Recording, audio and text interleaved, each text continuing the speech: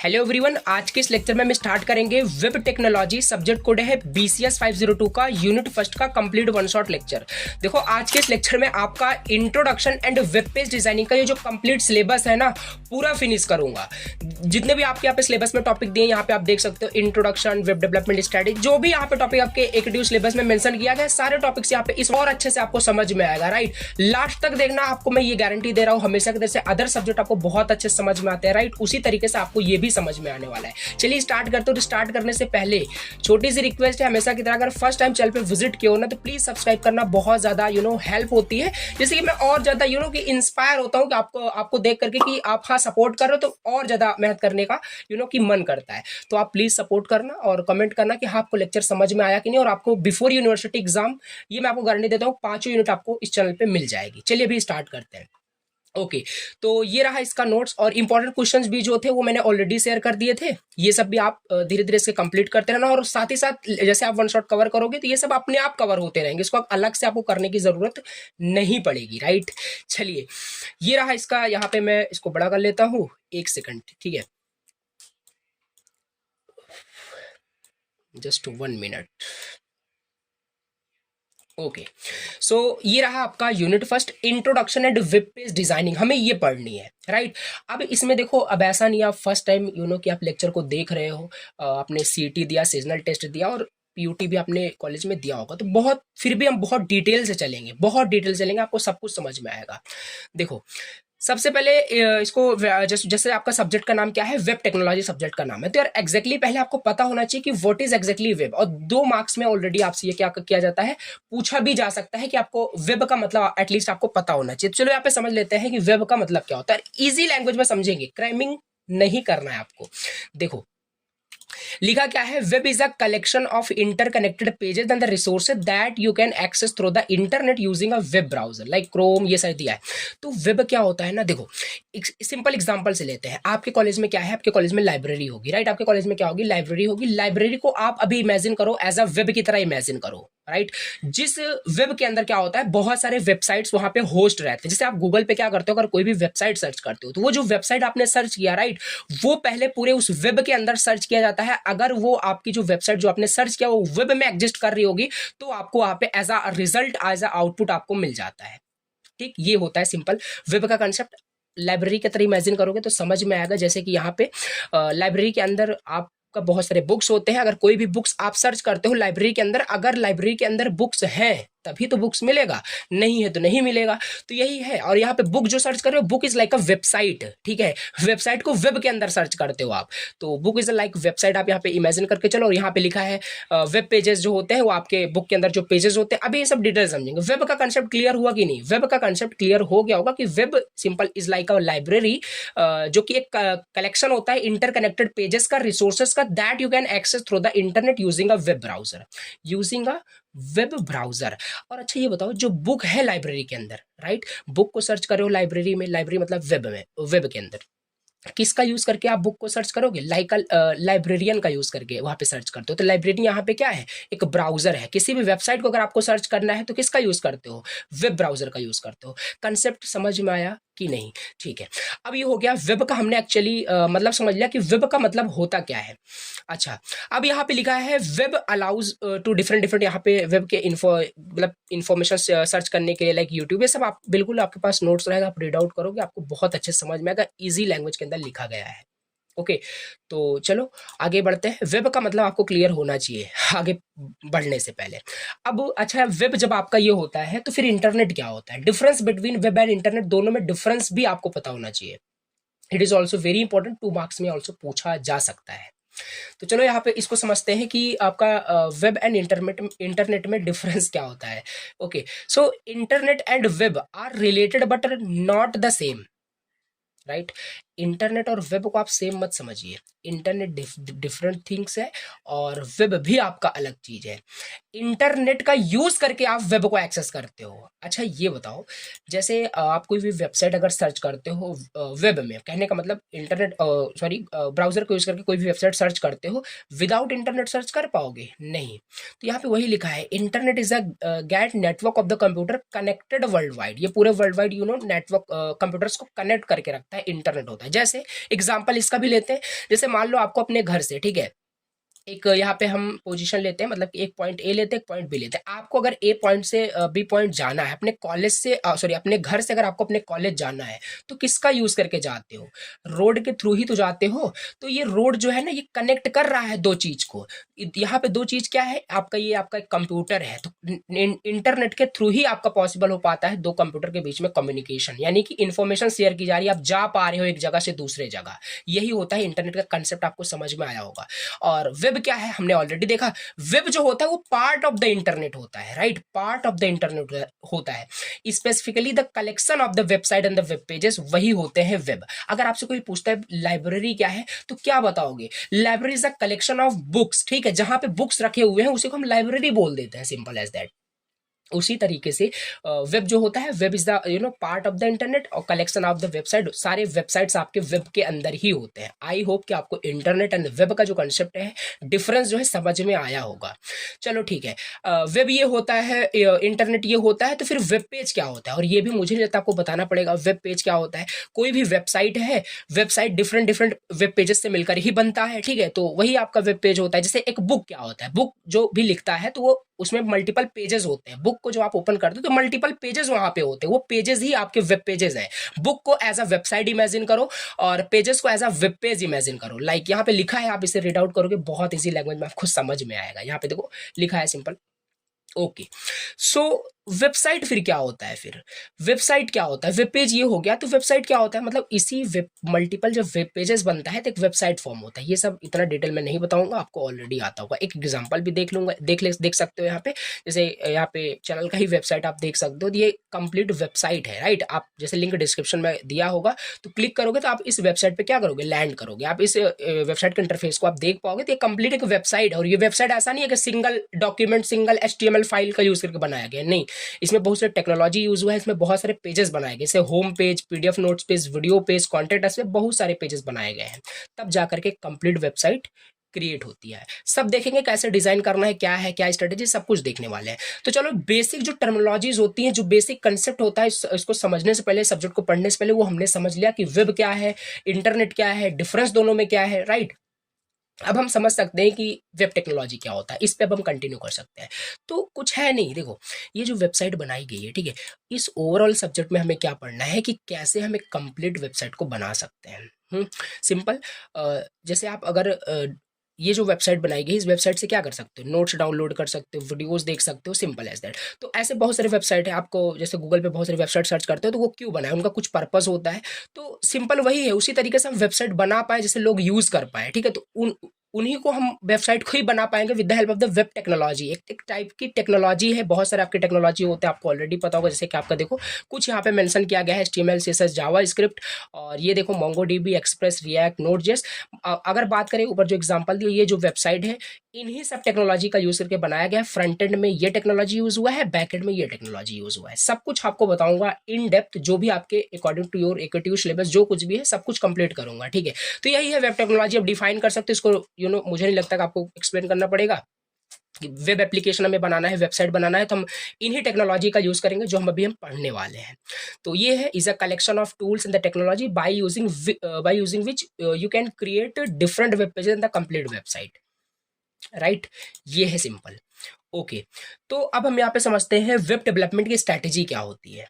अब नेक्स्ट ये आपका टॉपिक है, सिलेबस में आपको दिखाऊं। देखो बहुत एकदम सिलेबस वाइज चलेंगे, जितना एग्जाम में क्वेश्चन पूछा जा सकता है सारा कवर करेंगे। इंट्रोडक्शन चलो हमने ले लिया, इसके डिफरेंट डिफरेंट जो भी यहाँ पे टर्मिनोलॉजीज थी सब समझ लिया। वेब डेवलपमेंट स्ट्रैटेजी समझते हैं। अच्छा, वेब डेवलपमेंट स्ट्रैटेजी समझते हैं। इसे देखते हैं। तो देखो वेब डेवलपमेंट स्ट्रैटेजी ये क्या होता है? ये कुछ नहीं है, मतलब वेब डेवलपमेंट मतलब अब आप वेबसाइट बनाने जा रहे हो।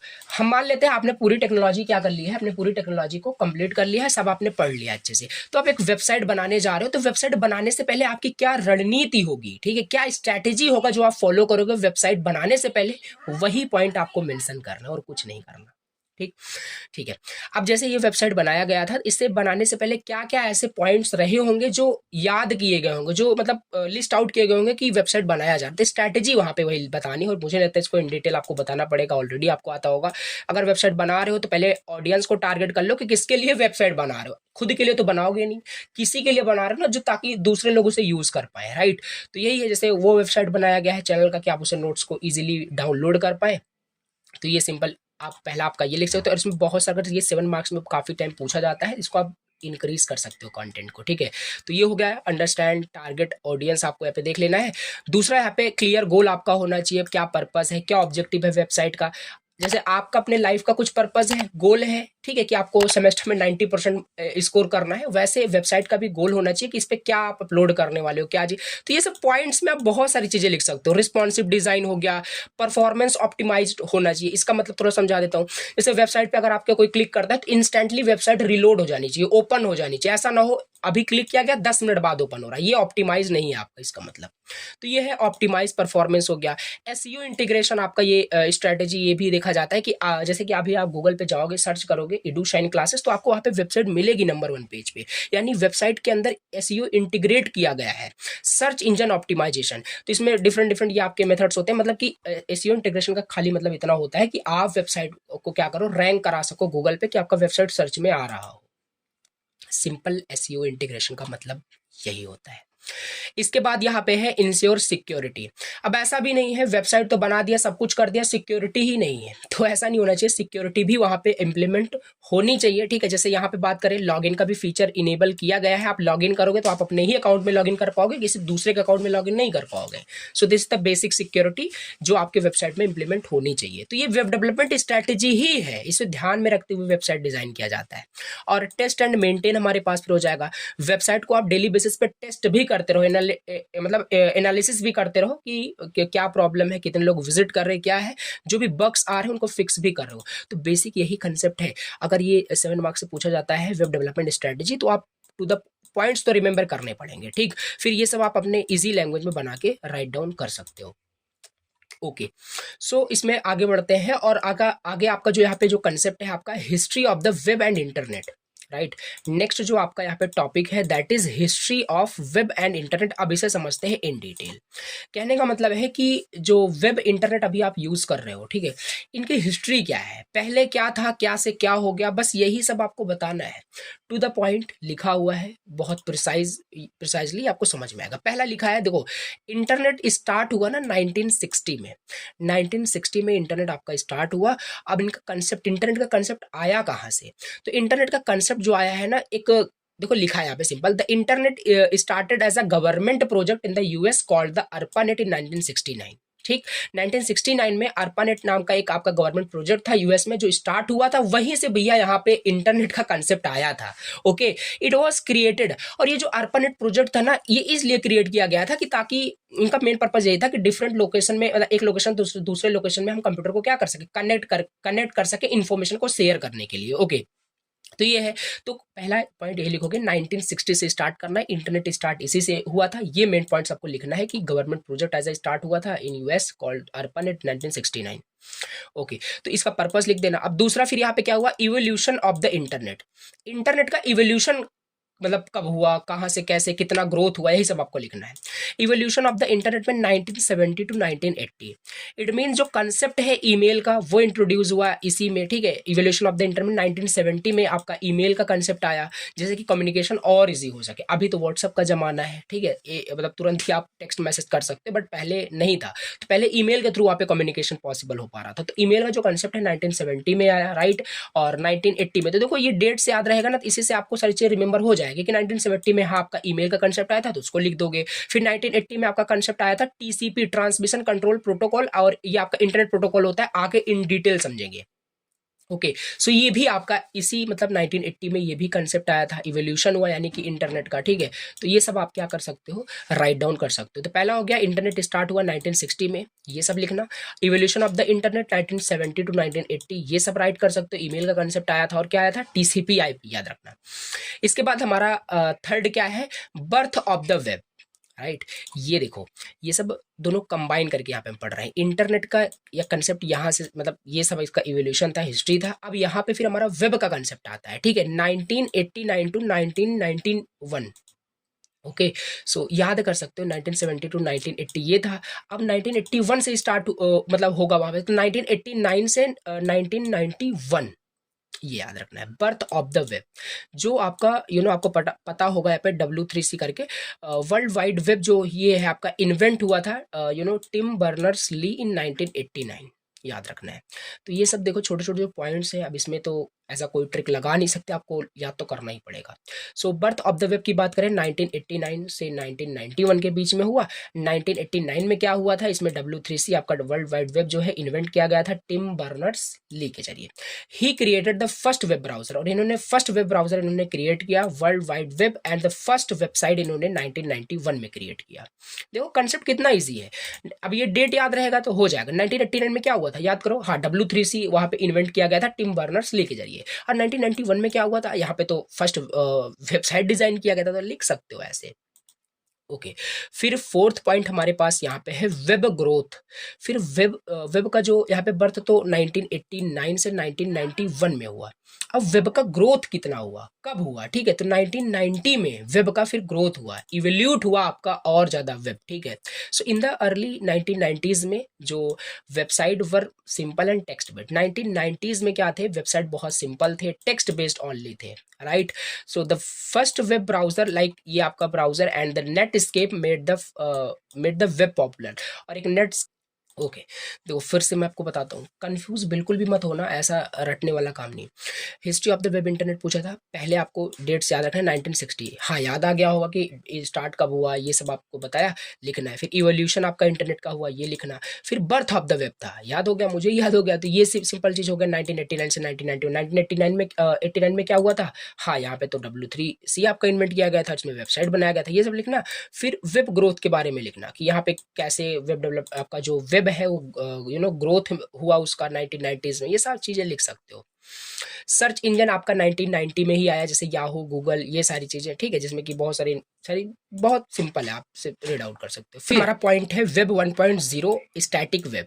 तो इसमें हमारा क्या हुआ, 1990s में ही मोस्टली सारी जो वेबसाइट्स थी वो स्टैटिक थी। अभी जैसे आप डायरेक्टली एक पेज पे क्लिक करो तो दूसरे पे रिडायरेक्ट होते हो, ये आपका स्टैटिक नहीं है। तो पहले स्टैटिक वेब आया वेब 1.0 में, फिर वेब 2.0 आया। इसमें क्या हुआ, वेबसाइट आपके वेब जो हुआ वो डायनेमिक हो गया, इंटरेक्टिव हो गया, ठीक है।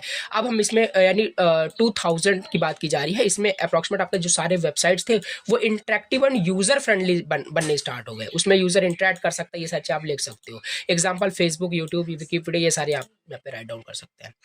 ओके राइट, ये हो गया वेब 2.0। फिर आपका 3.0 आया, वेब 3.0 सिमेंटिक वेबसाइट आपके बनने स्टार्ट हुई। The current phase focus on the artificial intelligence. अब यहाँ पे आपके AI वगैरह यहाँ पे पर्सनलाइज हुआ, बहुत काफी सारी चीजें यहाँ पे नए नए टेक्नोलॉजीज आपके बढ़ देंगे। तो ये इस तरीके से ही आपको देखो किस तरीके से आपका वेब एंड इंटरनेट की ग्रोथ हुआ, क्या हिस्ट्री है, यही आपको लिखना है। तो ये हो गया वेब 3.0 सिमेंटिक वेब यहाँ पे आया। फिर 8 पॉइंट लिख सकते हो, modern internet which you use today, जो आप अभी यूज कर पा रहे हो, हम यूज कर पाए, राइट। तो ये हो गया internet connect billions of the devices world wide including smartphone, IoT, ये सारी चीजें आप राइट कर सकते हैं। तो एक बार फिर से अगर इसका ब्रीफ समरी ले कि भैया क्या है history of the web and internet, कुछ नहीं है, 1960 से स्टार्ट करिए, फिर याद हो जाएगा। इंटरनेट स्टार्ट हुआ 1960 में एज अ गवर्नमेंट प्रोजेक्ट, ठीक है, याद होगा।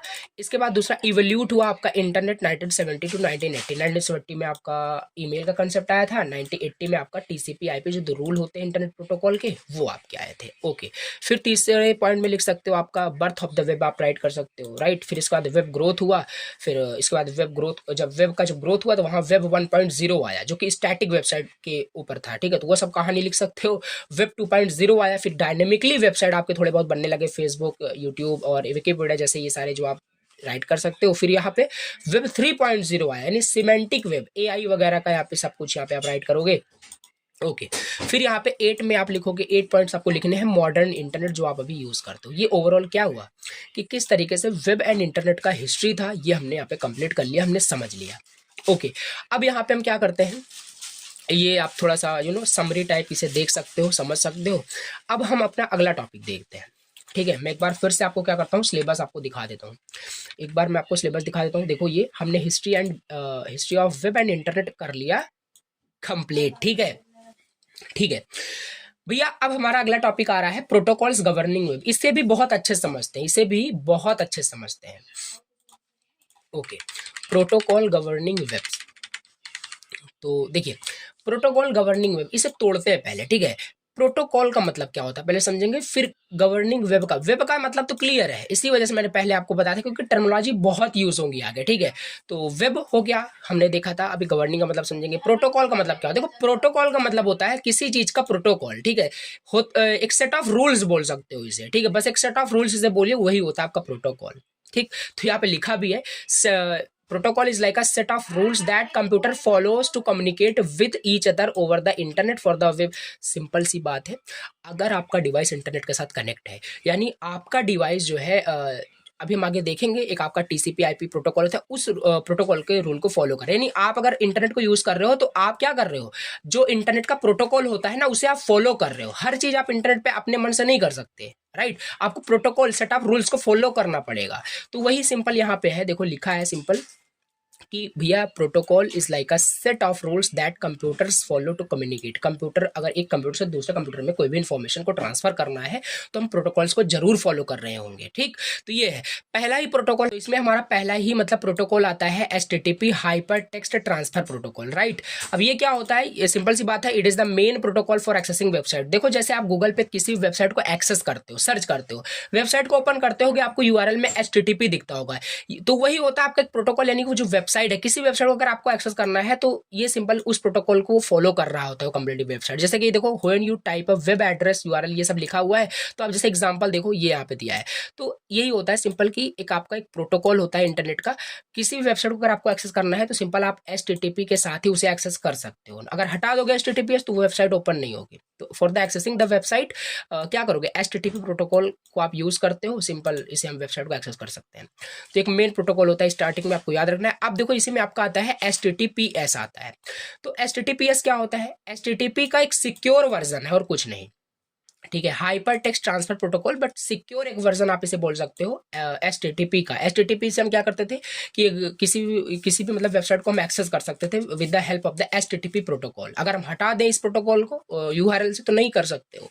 तो ये एक सिक्योर वर्जन है, और आप नोटिस करोगे किसी भी वेबसाइट पे जाकर विजिट करोगे तो मोस्ट ऑफ द वेबसाइट आपके वो सिक्योर होते हैं। जो अगर कोई भी वेबसाइट अगर आपका सिक्योर है कि नहीं, तो आप इस प्रोटोकॉल से उसे देख सकते हो। अगर वो HTTP प्रोटोकॉल को फॉलो कर रहा है तो वहां पे भैया सेंसिटिव इन्फॉर्मेशन को आपको बिल्कुल भी कि नहीं शेयर करना है, वो सिक्योर नहीं है।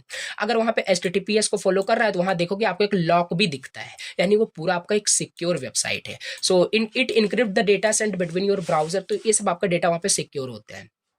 तो बहुत सारे वेबसाइट के आप एग्जांपल ले सकते हो। तो ये पहला आपका क्या था, पहला आपका HTTP हो गया, दूसरा HTTPS। HTTPS is nothing but a secure version of HTTP।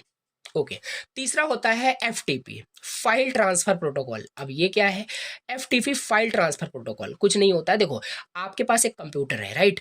एक देखो, एक आपके पास कंप्यूटर A है, एक कंप्यूटर हमारे पास B है। ए कंप्यूटर से B कंप्यूटर में अगर आपको ऑफलाइन, ऑनलाइन बात नहीं कर रहा, ऑफलाइन कोई भी अगर आप वहाँ पे डेटा ट्रांसफर करते हो तो वो फाइल ट्रांसफर प्रोटोकॉल का मतलब फॉलो करता है आपका जो कंप्यूटर होता है। एक एग्जांपल और ले सकते हो, अगर मान लो जैसे गूगल ड्राइव आप यूज करते हो ना, गूगल ड्राइव यूज करते हो, गूगल ड्राइव पे क्या करते हो, कोई भी अगर क्या करते हो फाइल अपलोड करते हो, फाइल गूगल ड्राइव पे कोई भी फाइल अपलोड करोगे, ठीक है, तो वहां पे क्या होगा कि आपका जो डिवाइस होगा, जो आपका कंप्यूटर होगा, वो फाइल ट्रांसफर प्रोटोकॉल को फॉलो कर रहा होगा। तो यहाँ पे लिखा है यूज टू अपलोड और download files between your computer and the server. Simple सी बात है, गूगल ड्राइव का कहीं ना कहीं सर्वर होगा, उस सर्वर पे आप क्या करते हो, अपने मोबाइल से उसमें अपलोड करते हो ड्राइव पे डेटा को। तो FTP ट्रांसफर प्रोटोकॉल वहां पे यूज होता है। फोर्थ आप लिख सकते हो SMTP। SMTP is what, simple mail transfer protocol. SMTP का मतलब होता है सिंपल मेल ट्रांसफर प्रोटोकॉल। नाम से ही सजेस्ट हो रहा होगा, यूज्ड फॉर सेंडिंग ईमेल्स। अगर आप ईमेल वगैरह सेंड करते हो, इट मीन्स कि आप SMTP ये जो आपका सिंपल मेल ट्रांसफर प्रोटोकॉल होता है, इसको फॉलो कर रहे हो। योर ईमेल एंड ऐप और services uses this protocol to send your message to the recipient mail server. Okay, तो ये हो गया SMTP। फिफ्थ हमारे पास है POP3, right, post office protocol 3 and IMAP, internet message access protocol. देखो, these are used for receiving emails. आप जब आप जब मैसेज सेंड करते हो तो वहां पे क्या प्रोटोकॉल यूज होता है, SMTP, ठीक है, use for sending emails. But अब ये मैसेज सेंड करोगे कहीं तो ईमेल जाएगा, तो रिसीवर के पास जो वहां पे प्रोटोकॉल यूज हो रहा होता है उसे हम बोलते हैं POP3, पोस्ट ऑफिस प्रोटोकॉल, या IMAP बोल सकते हो, internet message access protocol. These are use for receiving emails. POP3 download करता है ईमेल्स को ऑन योर कंप्यूटर, तो ये सब आप राइट कर सकते हैं, ठीक है। तो IMAP क्या करता है, keeps emails on the server so you can access them from multiple devices, right. तो ये समझ में आपको आया होगा कि SMTP और POP3 का मतलब क्या है। फिर इसके बाद हमारे पास नेक्स्ट जो प्रोटोकॉल गवर्निंग वेब आते हैं वो है हमारे यहाँ पे DNS, डोमेन नेम सिस्टम। देखो ये सब ऐसा की टर्मिनोलॉजी भी आपसे इंडिविजुअल पूछे जा सकते हैं एग्जाम में फॉर द 2 मार्क्स, तो याद रखना है आपको। DNS क्या होता है, डोमेन नेम सिस्टम। जैसे जैसे ये एग्जांपल दिया है, like a phone book for the internet, it translate human readable web address example this to this. देखो समझाते हैं, domain name system, domain name system. अब यहाँ पे देखो जैसे लिखा है, ये देखो गूगल का यहाँ पे क्या दिया है, सिंपल URL दिया है। तो इसमें अगर हम बात करें डोमेन क्या है, इसमें डोमेन आपका ये .com क्या है, डोमेन है। तो डोमेन नेम सिस्टम यही होता है, simple like a phone book for the internet. ये ह्यूमन रीडेबल जो वेब एड्रेस होता है ना, उसे कन्वर्ट करता है IP एड्रेस में। तो डोमेन नेम आपका यही है, ठीक है। जो IP एड्रेस आपका होता है वही आपका डोमेन नेम सिस्टम होता है। लिखा नहीं है कि ह्यूमन रीडेबल जो आपके वेब एड्रेस होता है उसे ये ट्रांसलेट करता है IP एड्रेस में।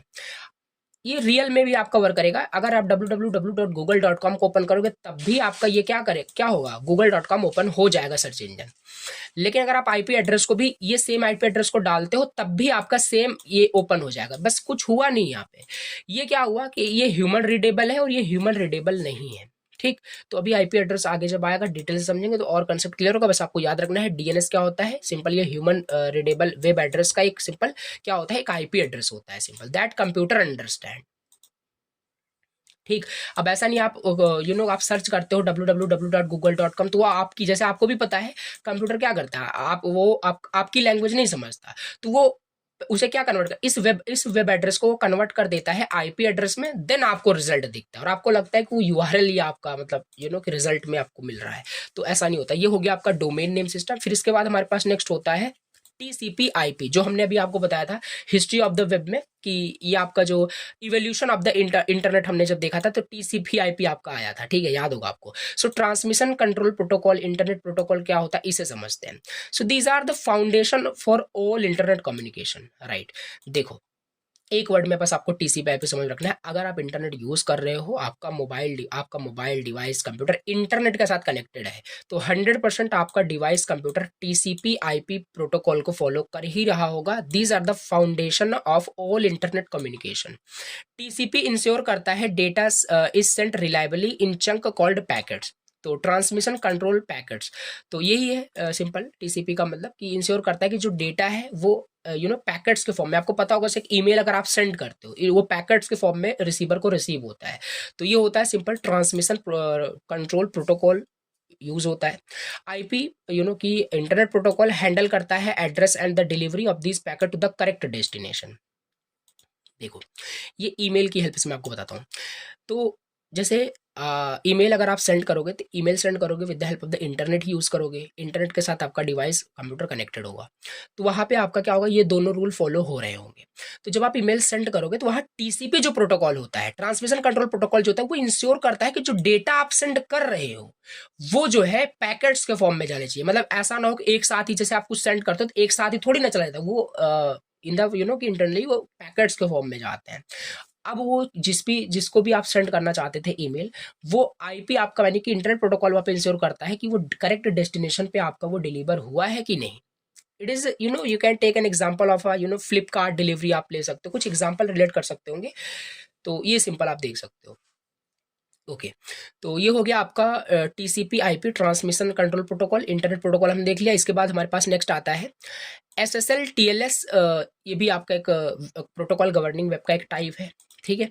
अब ये क्या होता है, सिक्योर सॉकेट लेयर या ट्रांसपोर्ट लेयर सिक्योरिटी। इसे आप कैसे देखोगे, मैं आपको एक थोड़ा सा विजुलाइज करने का तरीका बताता हूँ। सिंपल आपको करना क्या है, वेबसाइट ओपन करना है। जैसे अगर मैं आपको अभी दिखा नहीं सकता, आपको सिंपल ओपन करना है गूगल, किसी वेबसाइट पे आपको जाना है। वहाँ पे जब भी आप जहाँ HTTPS आपको दिखता है, वहाँ पे एक लॉक दिख रहा होगा, राइट। उस लॉक पे क्लिक करोगे तो वहाँ पे सब वेबसाइट के SSL सर्टिफिकेट्स आ जाते हैं। तो वही होता है कि एक सिक्योर सॉकेट लेयर होता है, यानी वो वेबसाइट आपके सर्टिफाइड है, सिक्योर्ड है, ये सब आपका दिखता है। तो these work behind the HTTPS to encrypt data to secure communication. बताया ना कि सिक्योर वेबसाइट है, पूरा सर्टिफाइड है, प्रोटेक्ट सेंसिटिव इन्फॉर्मेशन वहाँ पे पूरा, मतलब कि आपका सेफ है, कहने का मतलब। तो ये होता है SSL और TLS, सिक्योर सॉकेट लेयर और ट्रांसपोर्ट लेयर सिक्योरिटी। तो ओवरऑल अगर फिर से हम समझें एज अ समरी में, तो प्रोटोकॉल इंश्योर करता है your browser, server and apps know how to talk each other properly and securely, बस। ठीक। तो ये हो गया आपका क्या, हमने देख लिया प्रोटोकॉल गवर्निंग वेब्स। एक बार फिर से इसको समराइज करते हैं। क्या होता है प्रोटोकॉल, हमने देखा HTTP होता है, HTTPS सिक्योर वर्जन होता है, FTP होता है, SMTP होता है, POP3 होता है, DNS होता है, TCP IP SSL and TLS, right. ये 7 मार्क्स में अगर आता है आपको लिखना है।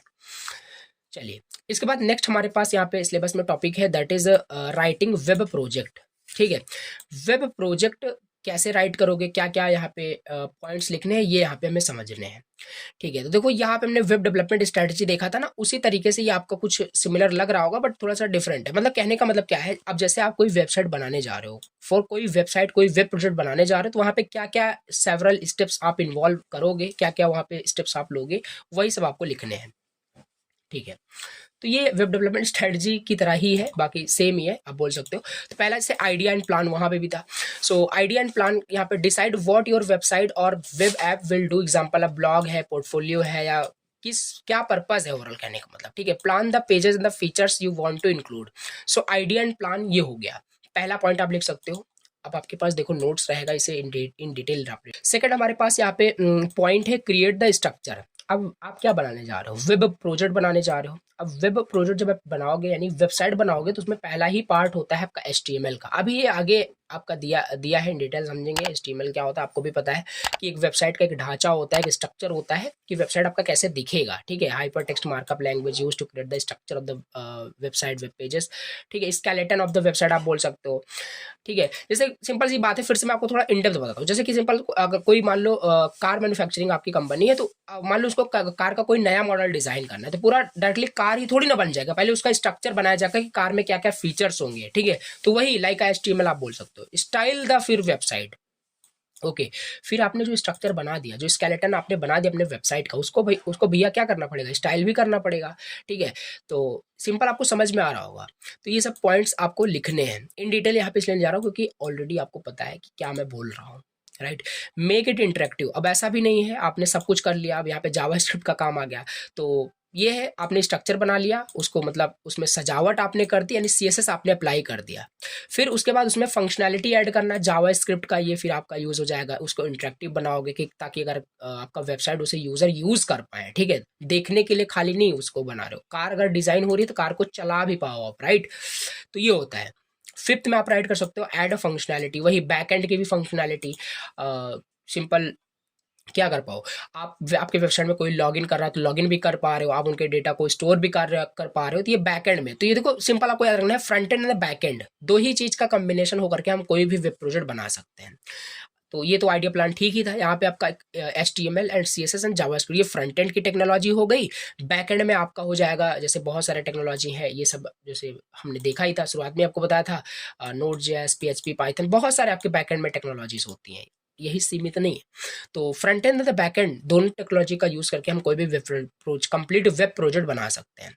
तो चलो ये हो गया, आपका वेब प्रोजेक्ट बन गया, वेबसाइट आपका बन गया यहाँ तक। फिर 6 स्टेप में यहाँ पे क्या होता है, टेस्ट करते हो अपनी वेबसाइट को। कोई भी कार कार मैन्युफैक्चरिंग, कोई भी कंपनी है, कार बनाया, कार को पहले वो खुद चला के देखेंगे। ऐसा ना हो कार में ब्रेक ही सिस्टम नहीं है, कार चलती ही जा रही है। वैसा आपके वेबसाइट, आपके वेब प्रोजेक्ट में भी नहीं होना चाहिए कि आपने कोई वेबसाइट में ऐसे कुछ कि ऐसे कुछ लूप लगा दिए हैं, ऐसे कोई लॉजिक लगा दिया है जो मतलब अननेसेसरी वो वर्क कर रहा है। मतलब कि आपका वेबसाइट आप खुद पहले टेस्ट करो कि सही से काम कर रहा है कि नहीं, देन उसे आप फिर आगे स्टेप पे प्रोसीड करोगे। फिर 7 पे क्या करोगे, आपने टेस्ट भी कर लिया, आपकी वेबसाइट सब कुछ ठीक है, फिर उसे पब्लिश कर दोगे इंटरनेट पे। आप बना क्यों रहे थे वेब प्रोजेक्ट, ताकि प्रोजेक्ट का मतलब ही क्या होता है कि आप ऐसा कुछ प्रोजेक्ट बना रहे हो, लोगों की प्रॉब्लम का सोल्यूशन आप बना रहे हो, ऐसा अपने वेब प्रोजेक्ट बना रहे हो, तो उसे लोग यूज कर पाए, उसे यूज कर पाए, तो उसे आप इंटरनेट पे पब्लिश करोगे, ठीक है। तो उसे पब्लिश कर सकते हो यूजिंग गिटहब, गिटहब को यूज करते सारी चीजें आपको आ रही होगी, इसे आप रीड करोगे, इसमें लिखा है इजी लैंग्वेज के अंदर, समझ में आ जाएगा आपको। फिर 8 स्टेप में क्या होता है, मेंटेन एंड अपडेट। खाली इतना ही नहीं होता है वेबसाइट बना के इंटरनेट पर डाल दो, यही तक आपका ये वेब डेवलपमेंट यानी वेब प्रोजेक्ट सीमित नहीं होता है, उसको ऑल्सो आप मेंटेन भी कर रहे हो, ठीक है। एज अ सॉफ्टवेयर इंजीनियर आप उसे मेंटेन एंड अपडेट भी कर रहे हो, उसमें नए नए फीचर्स, नए नए जो जो बग्स आ रहे हैं उन सबको फिक्स कर रहे हो, इंप्रूवमेंट्स उसमें डेली बेसिस पे रेगुलरली आप करते रहे। तो ये 8 पॉइंट्स आपको क्या करने हैं, याद रखने हैं। अगर आपसे राइटिंग वेब प्रोजेक्ट पूछा जाता है तो ये लिख सकते हो, बहुत ईजी है। आइडिया एंड प्लान करो, HTML CSS जावास्क्रिप्ट इसको लिखोगे, क्यों यूज होता है सब आपको पता है। फंक्शनलिटी ऐड करने के लिए बैकएंड में फिर आप बैकएंड की टेक्नोलॉजी यूज करोगे, फिर टेस्ट करोगे, फिर पब्लिश करोगे वेबसाइट को on the internet, so that user can use that your website, simple as that. फिर यहाँ पे मेंटेन एंड अपडेट, ये this is the last point, 8 points आपको लिखने हैं ओवरऑल। अब इस इन स्टेप्स को फॉलो करके आप एक वेबसाइट कंप्लीट बना सकते हो और डिप्लॉय कर सकते हो अपने प्रोजेक्ट को, ठीक। ये हो गया राइटिंग वेब प्रोजेक्ट। अब हमारे पास अगला यहाँ पे सिलेबस में आपके टॉपिक दिया है, that is connecting to internet. Okay, इसे समझते हैं, कनेक्टिंग टू इंटरनेट ये क्या है। देखो अ, ये भी मतलब बहुत ही इजी टॉपिक है, इसमें बहुत इन डेप्थ नहीं जाना है। मतलब कहने का मतलब है कि इंटरनेट से आप कैसे कैसे कनेक्ट हो सकते हो, इंटरनेट से आप कैसे कैसे कनेक्ट हो सकते हो। सिंपल सी बात है, अभी आप जैसे वीडियो देख पा रहे हो, लेक्चर देख पा रहे हो, तो किस तरीके से आप कनेक्टेड हो इंटरनेट से। क्या आपने मोबाइल में कोई वायर लगा के अपने वीडियो देख रहे हो, नहीं, आप वायरलेस कनेक्ट हो। तो दो ही तरीके हमारे पास होते हैं, या तो वायर्ड के थ्रू आप इंटरनेट को कनेक्ट किए हो, या तो वायरलेस किए हो। There is a 2 ways to connect a internet, ठीक है। इंटरनेट को कनेक्ट करने के लिए हमारे पास 2 तरीके होते हैं। पहला हमारे पास होता है वायर्ड इंटरनेट कनेक्शन। हमारे पास पहला क्या होता है, वायर्ड इंटरनेट कनेक्शन, राइट। और वायर्ड में क्या होता है, अब ये सब आप तो लिख पाओगे ही, केबल का यूज करते हैं, तो ये सब वो पुराना मतलब कि ओल्ड फैशन में ये सब यूज होता है। अभी हम जैसे अब पता ही, हम वाईफाई यूज कर रहे हैं, तो ये सब आप लिख सकते हो वायर्ड इंटरनेट कनेक्शन होता है, जो कि ये काफी स्लो होता है, ये भी आप ले सकते हो। कि जैसे कि आप देखो लिखा है, काफी सारे इसको आप रीड करोगे ना तो आपको समझ में आएगा कि केबल को यूज करते हैं, स्टेबल होता है, ठीक है। रिक्वायर्स बहुत सारे इक्विपमेंट्स की आपको जरूरत पड़ेगी, तो कॉस्टली भी आपका ये होता है। वायर्ड इंटरनेट कनेक्शन को मतलब सेटअप करना, इट मीन्स कि दिस इज वेरी कॉस्टली, ये आपका काफी कॉस्टली होता है। लिमिटेड मोबिलिटी होता है, since you have connected by a cable you can not move your device too far right, simple सी बात है। आपका डिवाइस केबल के साथ कनेक्टेड है, तो आप उसी जगह यानी कि स्टैटिकली उसी जगह आप उसे यूज कर पाओगे, आप मूव ऑन नहीं कर पाओगे। तो यही है using a laptop connected directly to a router either, ये सब आप प्लीज रीड करना, ठीक। तो ये है। हाँ, इसमें थोड़ा सा अगर मैं एक गलत पॉइंट बोल दिया हूँ, वायर्ड इंटरनेट कनेक्शन जो होता है वो आपका फास्ट होता है, मतलब कि स्टेबल एंड फास्ट होता है, ठीक है। ये आप देखना, वो आपका वायर्ड इंटरनेट कनेक्शन हो गया। And the second way to connect to the internet, that is wireless internet connection. Okay, wireless internet connection. अब ये तो हम अभी जस्ट कनेक्ट ही हैं, मैं भी कनेक्ट हूँ अभी जस्ट, और आप भी कनेक्ट हो, तभी वीडियो देख पा रहे हो। तो कोई भी केबल की रिक्वायरमेंट नहीं होती, कन्वीनियंट होता है और फ्लेक्सिबल ये होता है। बट ये मे बी ये स्लो हो सकता है, ठीक है। जैसे होता है आपका इंटरनेट, हमारा इंटरनेट काफी स्लो चलता है। तो ये सब आप प्लीज रीड करना, काफी इजी लगेगा, इसलिए मैं इंडेप्थ नहीं बता रहा हूँ। वायरलेस इंटरनेट से कोई भी केबल की रिक्वायरमेंट नहीं होती, कन्वीनियंट होता है, फ्लेक्सिबल होता है, और बट ये स्लो हो सकता है एज कम्पेयर टू वायर्ड। तो यूजिंग अ स्मार्टफोन और laptop to connect to the internet through wifi, ये भी आपका एक वायरलेस का एग्जांपल हो जाएगा। और जो अभी आप यूज कर रहे हो सेलुलर डेटा यूज कर रहे होगे, आप खुद का इंटरनेट यूज कर रहे हो, जो आपके आईएसपी यानी इंटरनेट सर्विस प्रोवाइडर आपको प्रोवाइड करा रहे हैं, तो वो भी एक वायरलेस ही आपका इंटरनेट आ रहा है। तो इन शॉर्ट अगर हम बात करें, वायर्ड इंटरनेट यूज करता है केबल्स का, and it is more stable and faster. जबकि वायरलेस इंटरनेट जो होते हैं वो आपके कि काफी फ्लेक्सिबल होते हैं, स्लोअर हो सकते हैं।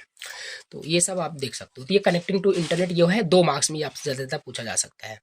इसके बाद हमारा नेक्स्ट टॉपिक आपके सिलेबस में जो दिया गया है, एक बार हम सिलेबस को भी व्यू कर लेते हैं। हम है 25 पे, राइट, रिमेंबर 25 पे है, और हम यहाँ पे हैं, और हम कहाँ अभी हमें पढ़ना है, इंट्रोडक्शन टू इंटरनेट सर्विस।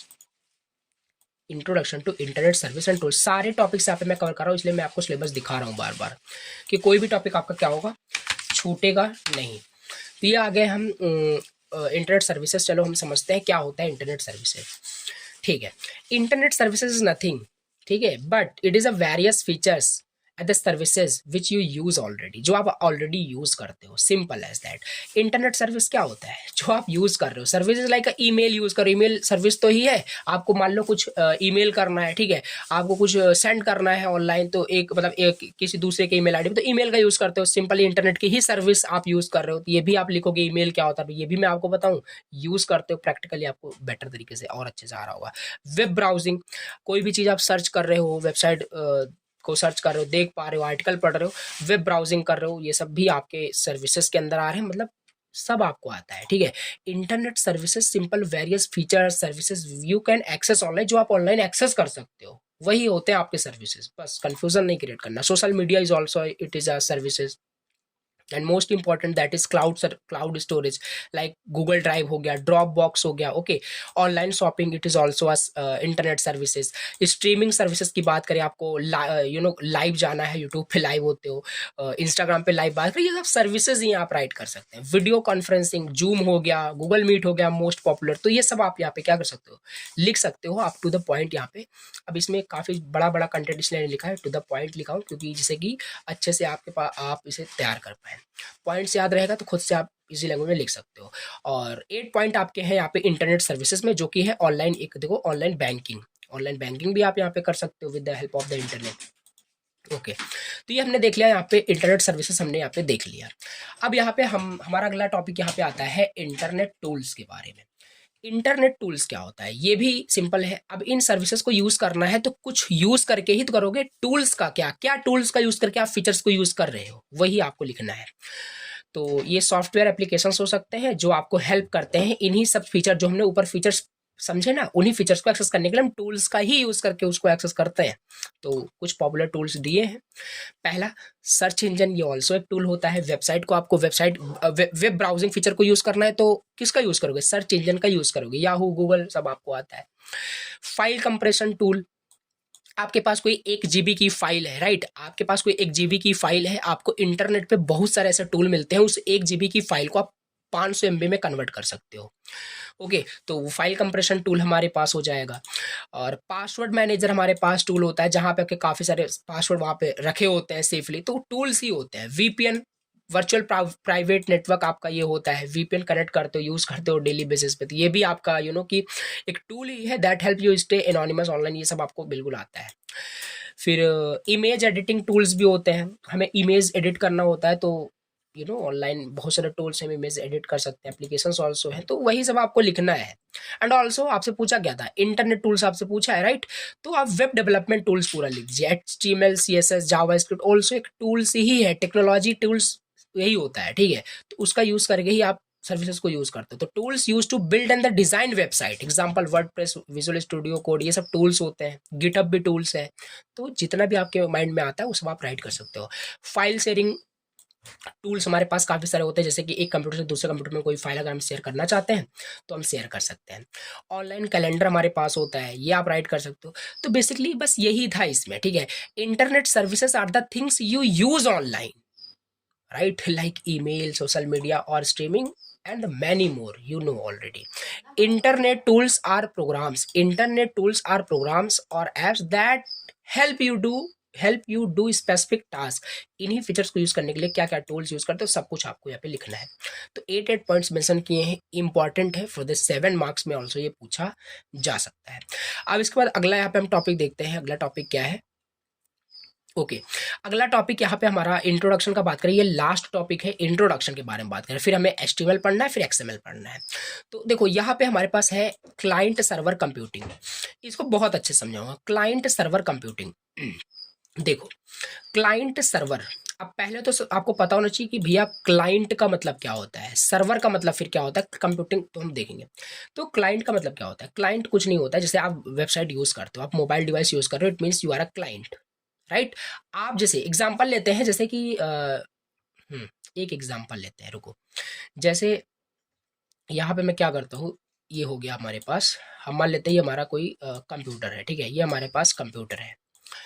अब हमें मान लेते हैं, एक सेकंड, थोड़ा सा इसे स्मॉल बनाते हैं।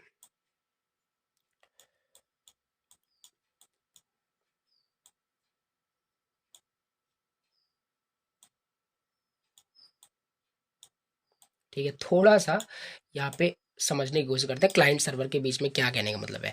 तो जैसे ये आपका क्लाइंट हम मानते हैं computer, computer is like a simple client की तरह है जो आप यूज करते हो, आप एक क्लाइंट हो, सिंपल समझो। आप जैसे कंप्यूटर में क्या करते हो, आप अभी गूगल पे जाओ, वहां पे आप क्या करोगे, कुछ सर्च करो, कोई वेबसाइट का आप वहाँ पे नाम सर्च करो, आप सर्च करोगे, ठीक है। तो यही है, आप जैसे गूगल सर्च इंजन में गए, आपने कुछ वेबसाइट का वहाँ पे यूआरएल डाला और सर्च बटन पे क्लिक किया। अब जब आपके पास रिजल्ट आता है तो डायरेक्टली रिजल्ट नहीं आ जाता आपके पास कि वहाँ पे मतलब रखा हुआ है आपके पास आ गया, ऐसा नहीं। आपने सर्च किया, अब वहाँ पे बैकएंड में बहुत सारे प्रोसेसिंग होती है, क्या होती है वही हमें समझना है। क्लाइंट यानी यहाँ पे आप हो, ठीक है, यहाँ पे आप हो, आपने क्या किया, क्लाइंट मतलब वही एक यूजर अगर एप्लीकेशन को यूज कर रहा है, कंप्यूटर को यूज कर रहा है तो एक क्लाइंट है। आपने सिंपल क्या किया, रिक्वेस्ट किया कोई भी वेबसाइट को एक्सेस करने की, ठीक है। अब आपने रिक्वेस्ट यहाँ पे की, अब ये रिक्वेस्ट बैकएंड में कहाँ पे किसके पास जाती है, वेबसाइट को आपने रिक्वेस्ट डाला, वेबसाइट कहाँ पे अवेलेबल होता है, वेब के अंदर, मतलब ये वेबसाइट पूरे वेब में सर्च किया जाएगा। वेब कहाँ होता है, web is like a server, server के पास ये रिक्वेस्ट जाती है। ये वेबसाइट अगर सर्वर के पास जाए, मतलब वेब सर्वर के पास आपका रिक्वेस्ट गया, सर्वर में अगर ये वेबसाइट अवेलेबल होती है तो आपको एज अ रिस्पॉन्स आपको मिल जाता है, फिर आप देखते हो, और ये काफ़ी फास्ट होता है, ठीक है। ये आप विजुलाइज नहीं करोगे, देख नहीं पाओगे कि कैसे होता है। तो ये सिंपल है कि क्लाइंट सर्वर कैसे काम करता है। क्लाइंट सर्वर कंप्यूटिंग सिंपल एक मॉडल है जहां two types of computer, client and server, के एक आपस में काम करते हैं, प्रोवाइड करते हैं और मैनेज करते हैं इन्फॉर्मेशन को और सर्विसेज को। ये सिंपल है, समझ में आया कि नहीं। जैसे आप कुछ भी अगर सर्च करते हो, कुछ भी आपको इंटरनेट पे फाइंड आउट करना है, तो आपने सिंपल वहाँ पे उसको इनपुट डाला और आपको आउटपुट मिल गया। तो यही है क्लाइंट एंड सर्वर के बीच में किस तरीके से रिस्पॉन्स हुआ। क्लाइंट यहाँ पे लिखा है, it is a device like a computer, smartphone और टैबलेट दैट रिक्वेस्ट सर्विसेज और resources from a server. Example, when you use a web browser to visit a website, वही एग्जाम्पल जो मैंने बताया। Your device act as a client, आपका device as a client काम कर रहा है। अब सर्वर क्या है, अ पावरफुल कंप्यूटर। और हाँ, एक इंपॉर्टेंट पॉइंट, जो सर्वर होता है, जैसे अगर आप रात को 12 बजे भी अपने इंस्टाग्राम अकाउंट को ओपन करोगे या किसी भी वेबसाइट को आप ओपन विजिट करोगे, विजिट करना चाहते हो, तो क्या होगा, वो आपके लिए अवेलेबल होगा 24 घंटे। तो आपका सर्वर जो होता है 24/7 आपका अवेलेबल होता है, ऑन होता है, एक ऐसा आपका पावरफुल कंप्यूटर होता है, राइट। तो ये होता है सिंपल। अब यहाँ पे देखते हैं, जैसे जो मैनेज कर रहा होता है, it listen the request from the client the respond to them, example, ये सारी चीज़ें दी गई है, ठीक है। तो यही है, आप रिक्वेस्ट किया, कैसे क्लाइंट सर्वर ये काम कैसे करता है। क्लाइंट ने क्या किया, किसी वेबसाइट को उसे एक्सेस करना है तो उसने रिक्वेस्ट किया, बैकएंड में रिक्वेस्ट जाती है, राइट। बैकएंड में रिक्वेस्ट गई, the client sends a request to the server for the data और services like accessing a web page और रिट्रीविंग ईमेल्स। जैसे आपने ईमेल ओपन किया, आप कोई भी ईमेल आप देखना चाहते हो तो क्लिक करोगे, तो वो रिक्वेस्ट बैकएंड में जाएगी सर्वर के पास, फिर वहां से वो प्रोसेस होगा, फिर सर्वर वहां से आपको रिस्पॉन्स सेंड करता है। तो यही कुछ आप एनालॉजी लगा सकते हो, समझ में आपको आया होगा। क्लाइंट सर्वर को और अच्छे से समझना है तो अब चलो एक एग्जांपल ले लो उसका, ठीक है। एक आप होटल का एग्जांपल ले सकते हो और अच्छे से समझ में आएगा। क्लाइंट वहाँ पे क्या है, आप होटल में खाना खाने जाते हो, राइट। आप वहाँ पे क्या करोगे, आप वहाँ पे रिक्वेस्ट करते हो और वहाँ पे अभी एक एपीआई का भी कंसेप्ट आप समझ सकते हो, लेकिन यहाँ पे हम एपीआई नहीं समझ रहे, हम यहाँ पे क्लाइंट सर्वर समझ रहे हैं। सर्वर यहाँ पे आपका किचन है, होटल के अंदर जो किचन होता है वो सर्वर होता है, क्लाइंट आप हो। आपको कुछ भी चाहिए तो आपने सिंपल क्या किया, वेटर को बता दिया कि हाँ मुझे ये चाहिए, ये रिक्वेस्ट मेरी है। आपको वो रिक्वेस्ट लेकर के जाएगा बैकएंड के पास, मतलब कि सर्वर के पास, सर्वर पे वो मतलब प्रिपेयर करेगा, आपका जो रिक्वेस्ट है प्रोसेस किया जाएगा, फिर आपको दे दिया जाएगा, आप उसे यूज कर सकते हैं। तो इस तरीके से क्या है, आपका क्लाइंट सर्वर काम करता है। तो बेटर तरीके से आप और अच्छे से एक्सप्लेन कर सकते हो। ये सब की पॉइंट्स हैं, यहाँ पे रीड करोगे समझ में आएगा। तो यहाँ पे कुछ डायग्राम भी आप बना सकते हैं। ये है सिंपल क्लाइंट्स। और ये सिंपल, अगर कोई वेबसाइट कुछ भी वेब ब्राउजिंग आप कर रहे हो तो इंटरनेट से, तो सिंपल सी बात है कनेक्टेड ही होती है, इंटरनेट से ही आपका रिक्वेस्ट सर्वर के पास जाता है और सर्वर के पास ये रिस्पॉन्स भी आपके पास आता है। This is how client server computing works, right. अब यहीं पे आपका क्वेश्चन पूछा भी जा सकता है, टाइप्स ऑफ सर्वर, कितने टाइप्स के आपके सर्वर होते हैं। बेसिकली यहाँ पे देखो काफ़ी सारे टाइप्स के सर्वर हैं और बहुत सारे टाइप्स के सर्वर होते हैं। वेब सर्वर आपका होता है, वेब सर्वर होता है जैसे कि कोई भी वेबसाइट अगर आप एक्सेस करते हो तो उनका भी एक आपका सर्वर होता है, जहाँ पे काफ़ी सारे वहाँ पे रिक्वेस्ट वहाँ पे लिसन किए जाते हैं। वहाँ पे काफ़ी सारे रिक्वेस्ट लिसन किए जाते हैं। जैसे किसी भी वेबसाइट पे आप विजिट करते हो, किसी भी वेबसाइट पे विजिट करते हो, एक एग्जांपल देता हूँ, अभी मैं 33 पे हूँ, ठीक है। तो एक सेकंड, थोड़ा सा कंफ्यूजन जिससे क्रिएट नहीं होना चाहिए।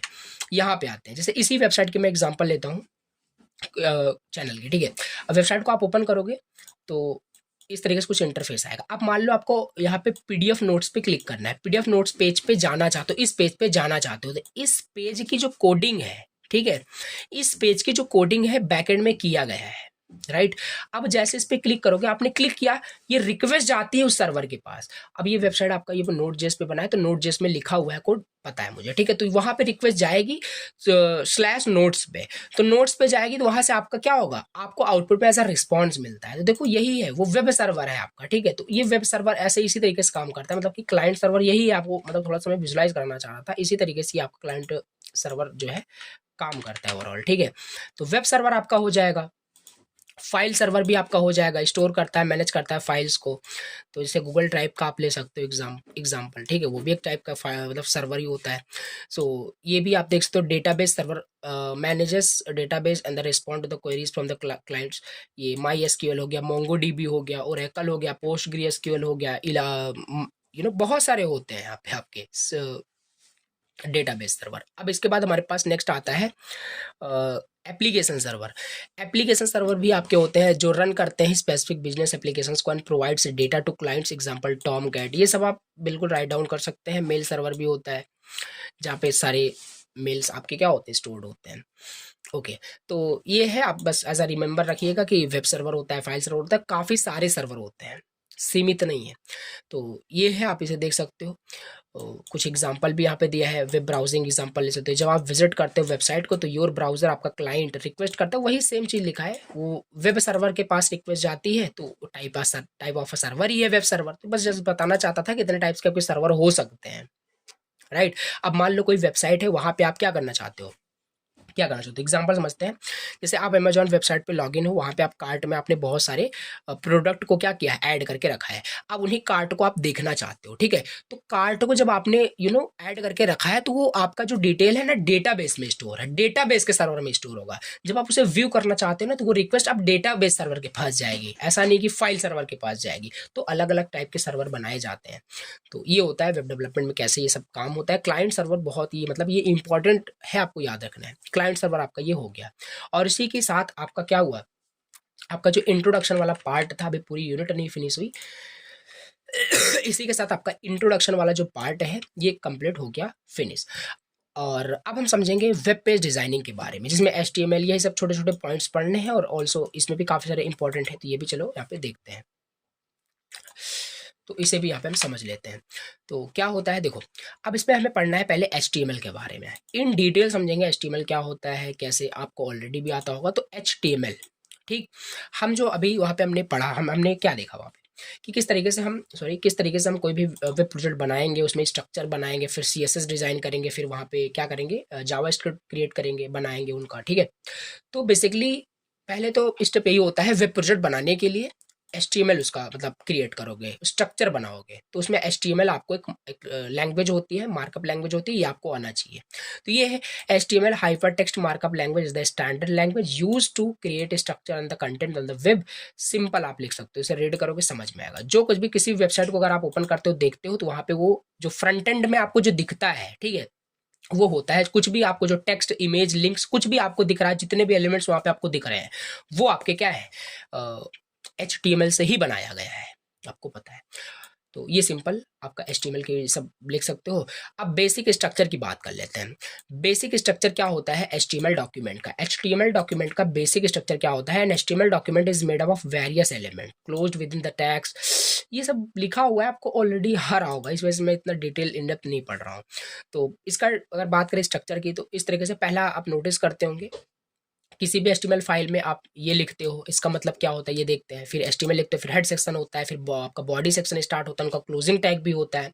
तो यही सब लिखना है। तो पहला आपका क्या होता है, HTML अगर आपको लिखना है, HTML फाइल आपको क्रिएट करनी है, तो पहले लाइन पे आप ये लिखते हो। अब ये क्या है, ये डॉक टाइप HTML, इस तरीके से ये बताता है आपके ब्राउजर को कि आप HTML का लेटेस्ट वर्जन को यूज कर रहे हो, दैट इज HTML5। इसे नहीं भी लिखते ना, तो ऐसा नहीं है कि आपका HTML बनेगा ही नहीं, नहीं लिखो तब भी चलेगा, बट लेटेस्ट वर्जन आप यूज़ करिए, ठीक है, लेटेस्ट मेथड, लेटेस्ट तरीका आप यूज़ करिए। तो ये है डॉक टाइप HTML अगर क्रिएट करें, यानी HTML5 को आप यूज़ कर रहे हो, ये हो गया।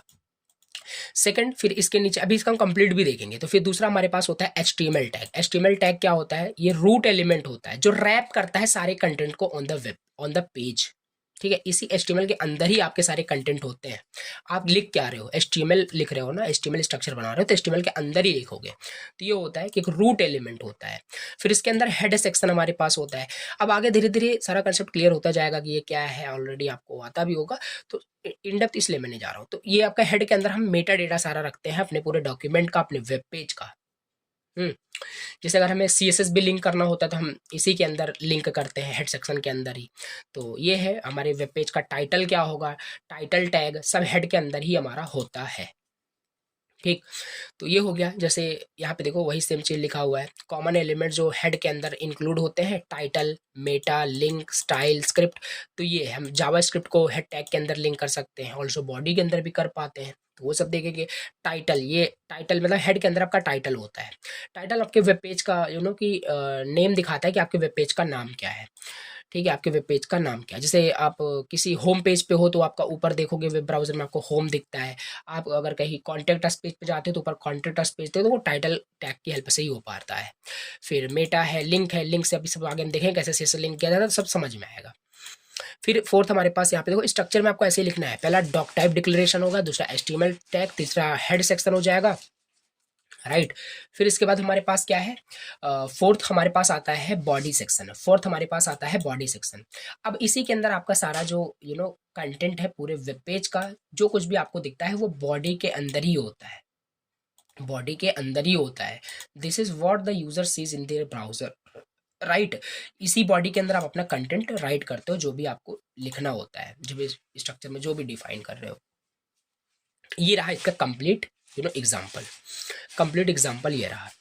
तो ये देख सकते हो यहाँ पे पहला वही डॉक टाइप डिक्लेरेशन हुआ, दूसरा रूट एलिमेंट डिक्लेरेशन हुआ। अगर इसे हटा दो तो ऐसा आपका बिल्कुल खराब हो जाएगा पूरा, यानी कि आपका ये क्रिएट ही नहीं होगा, क्योंकि आप HTML फाइल क्रिएट करो तो ये सब आपको बेसिक सिंटेक्स आप इसे बोलो, बेसिक स्ट्रक्चर बोलो, जो कोई भी HTML फाइल अगर आप वेब पेजेस क्रिएट करोगे इसे फॉलो जरूर करोगे, इसी टाइप्स को।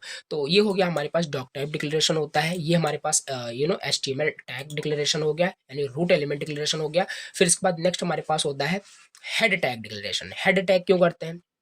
इसे नहीं भी करोगे तब भी कोई दिक्कत नहीं है, बट करना पड़ेगा। क्यों? क्योंकि मान लेते मतलब अच्छे से स्ट्रक्चर को फॉलो कर रहे हो ना आप। तो माई फर्स्ट वेब पेज आपने हेड टाइटल दे दिया, ठीक है। ये आपका जो आपका जो वेब पेज है वो इस कैरेक्टर को फॉलो कर रहा है, UTF-8 को फॉलो कर रहा है। ये लिखना कंपलसरी नहीं होता है, तो ज़्यादातर हम इतना ही करते हैं, डॉक टाइप डिक्लेरेशन करते हैं, HTML लिखते हैं, हेड लिखते हैं, फिर टाइटल लिखते हैं, क्लोजिंग टैग यहाँ पे हो गया, फिर बॉडी टैग का ओपनिंग टैग यहाँ पे हो गया। इसके अंदर इसी बॉडी टैग के अंदर हम अपना पूरा कंटेंट लिखते हैं। जैसे यहाँ पे हम लिख रहे हैं welcome to my web page, this is a paragraph, और एक एंकर टैग दिया गया, विजिट एग्जांपल, और एक इमेज भी यहाँ पे दिया गया है। तो ये एग्जांपल लिख सकते हो, ये प्रैक्टिकल भी आप कॉपी करके आप जाके देख सकते हो। तो ट्राई करना है, यहाँ पे प्रैक्टिकल मैं नहीं बताने वाला आपको, ठीक है। तो ये सिंपल है किस तरीके से यहाँ पे हम क्या किए। बेसिक स्ट्रक्चर आपका ये हो गया, ऑल्सो काफी इंपॉर्टेंट है, एग्जाम में पूछा जाता है, basic structure of HTML document. I hope समझ में आया होगा। इसके बाद नेक्स्ट हमारे पास यहाँ पे क्वेश्चन आता है HTML टैग के बारे में। राइट, HTML टैग, एक मिनट देख लेते हैं। HTML टैग क्या होता है? HTML tag is nothing but यहाँ पे जो आप काफ़ी सारे टैग अभी यूज़ करोगे, जैसे आप एक स्ट्रक्चर बनाओगे वेबसाइट का, तो instructions that define content on a web page, tags usually comes in pair. Tag आपका ओपनिंग टैग, क्लोजिंग टैग, यही होता है। सिंपल आपको आता है आपको। तो HTML टैग क्या होता है? Instruction that define content on a web page. ठीक है, आपको कोई टेक्स्ट अगर डिस्प्ले कराना है उस पे, क्या बोलते हैं, वेब पेज के अंदर, तो आप वहाँ पे काफ़ी सारे आपके टेक्स्ट टैग होते हैं, तो वो सब आप वहाँ पे यूज़ करोगे, तो वही सब हमें देखना है। और टैग जो होता है वो आपका हमेशा HTML टैग जो होगा वो आपका हमेशा ओपनिंग टैग और क्लोजिंग टैग मतलब उसमें होगा ही होगा। तो ये सिंपल है। तो एक हमारे पास यहाँ पे देखो, अब हम समझते हैं इन डिटेल्स को समझते हैं। तो कॉमन टैग्स क्या क्या है, कॉमन HTML टैग हमारे पास क्या क्या है। पहला हमारे पास है स्ट्रक्चर टैग। राइट, पहला हमारे पास है स्ट्रक्चर टैग। तो ये सब जो आपने अभी जस्ट यहाँ पे राइट किया ना, ये सब आपको ऐसे लिखना है फिर से। स्ट्रक्चर टैग में क्या किया आपने, HTML as a basic structure of HTML, root element होता है, हेड टैग हो गया, बॉडी टैग हो गया, ये सब आपके क्या होता है, बेसिक लेआउट डिफाइन करने के लिए वेब पेज का स्ट्रक्चर टैग का हम यूज़ करते हैं।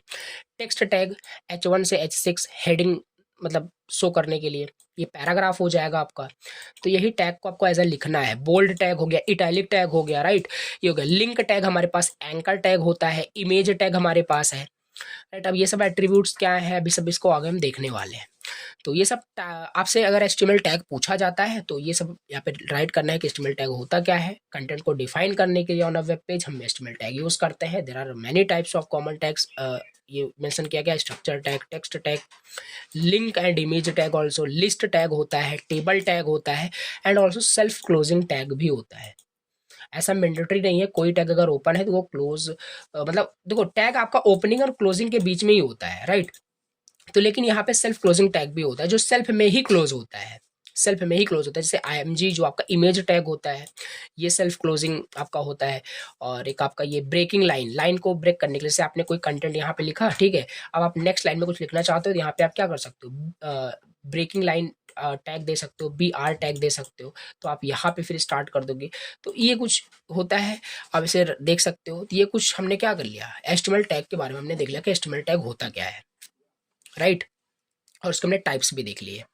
अब हम अपना अगला यहाँ पे टॉपिक देखते हैं HTML एट्रीब्यूट्स के बारे में, राइट। HTML एट्रीब्यूट्स के बारे में इसे समझ लेते हैं। Attribute is nothing but it provides extra information. Simple, एक टैग में एक्स्ट्रा इन्फॉर्मेशन ये प्रोवाइड करता है।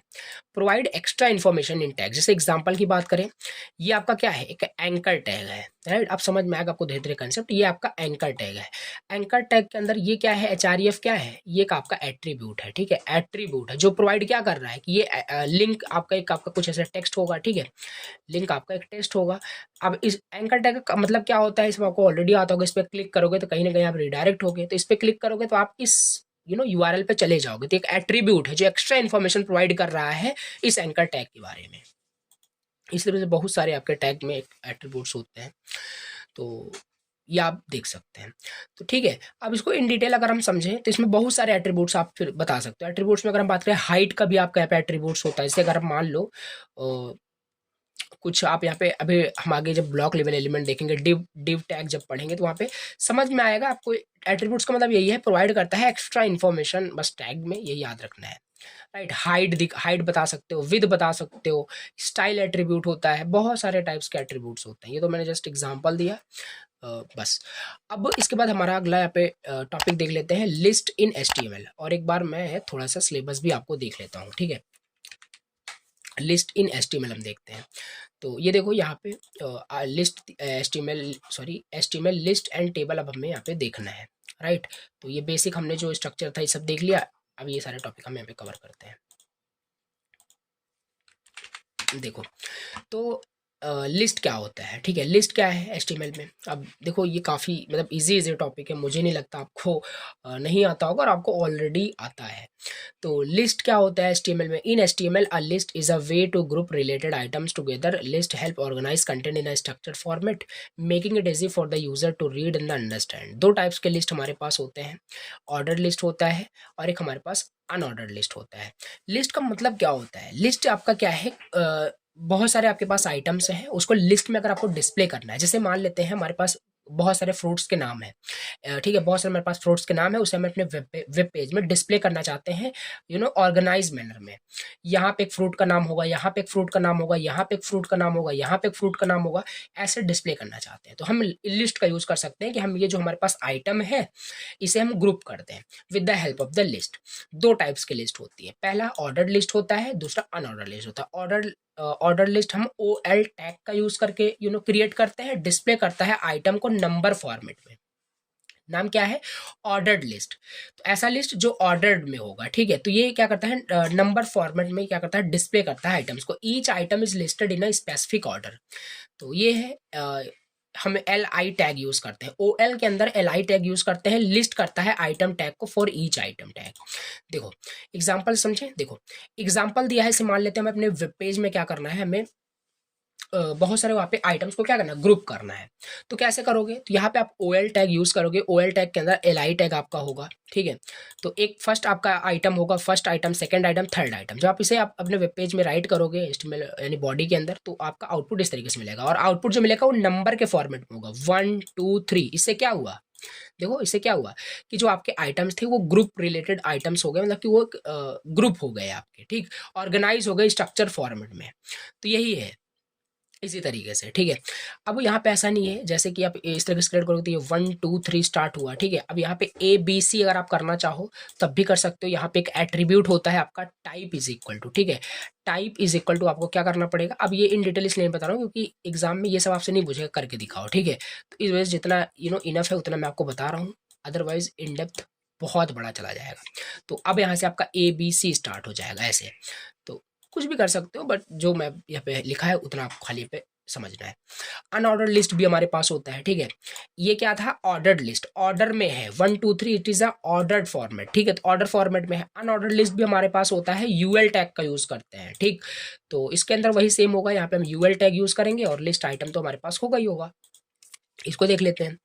तो ये रहा, सिंपल क्रिएट किया। आउटपुट हमें क्या मिलेगा, अनऑर्डर्ड फॉर्मेट में हमें आउटपुट मिलेगा। हमें ऑर्डर फॉर्मेट में आउटपुट नहीं मिलेगा, अनऑर्डर्ड मिलेगा। यहाँ पे देखो बाय डिफॉल्ट ये आपका बुलेट पॉइंट्स में आप आउटपुट देता है। अब हम इन बुलेट पॉइंट्स को भी चेंज कर सकते हैं, जैसे हमने यहाँ पे इनको नंबर्स को चेंज किया, टाइप इज इक्वल टू, वैसे इनका भी हम चेंज कर सकते हैं। ये भी हमारे पास है, आगे भी देखो यहाँ पे आ रहा है, इसको देखेंगे।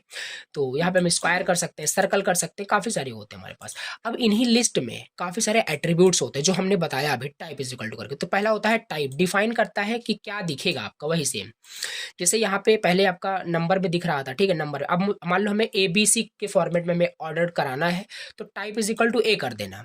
अब AB ऐसे करके आएगा, ठीक। तो ये है अनऑर्डर्ड लिस्ट में हमारे पास क्या होता है, यहाँ पे देखो type is equal to, square कर दोगे, सर्कल कर दोगे तो सर्कल में दिखेगा आपका ये, ठीक।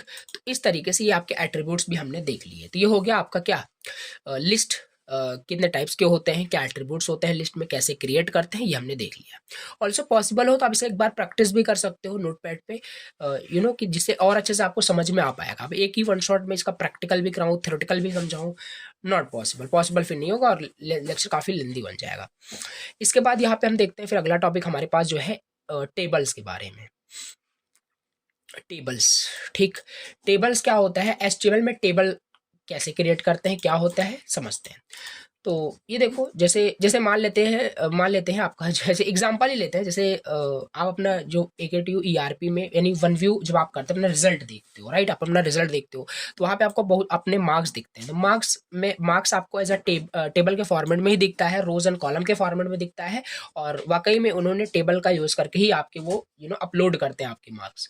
तो टेबल वही है, table in HTML is use to display data in the structure format. Rows and column में अगर मैं कुछ भी दिखाना है, जैसे एग्जांपल लिया अभी, तो हम टेबल का यूज कर सकते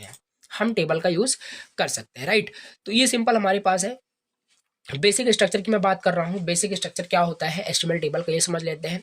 अगर हमें टेबल क्रिएट करना है, रोज एंड कॉलम में डेटा को यानी शो करना है, तो कैसे करोगे, तो इस हमारे पास एक टेबल टैग होगा। टेबल क्रिएट करने के लिए टेबल टैग तो यूज करोगे, तो डिफाइंस द टेबल टैग से हम क्या करेंगे, टेबल को डिफाइन करेंगे। कि अभी देखो एग्जांपल भी यहाँ पे दिया हुआ है। तो टेबल हमारे पास टैग होता है, TR टैग होता है जो टेबल के रो को दिखाता है, TH टैग होता है जो टेबल के हेडर को दिखाता है, हेडर पार्ट को दिखाता है, बोल्ड होता है और सेंटर्ड होता है वो। एक TD टेबल का डेटा दिखाता है, ये सिंपल चीज, ठीक। अब देखो एग्जाम्पल यहाँ पे देखो, ये हमारे पास दिया हुआ है, ठीक है, ये हमारे पास दिया है। अब यहाँ पे समझ सकते हो हमने क्या किया, टेबल टैग से क्या किया, अब हम टेबल क्रिएट करने जा रहे हैं। टेबल के अंदर रो होगा, टेबल के अंदर हमारे पास क्या होगा, रो होगा। और रो में हमारे पास टेबल का हेडर क्या होगा, नेम होगा, एज होगा, ठीक।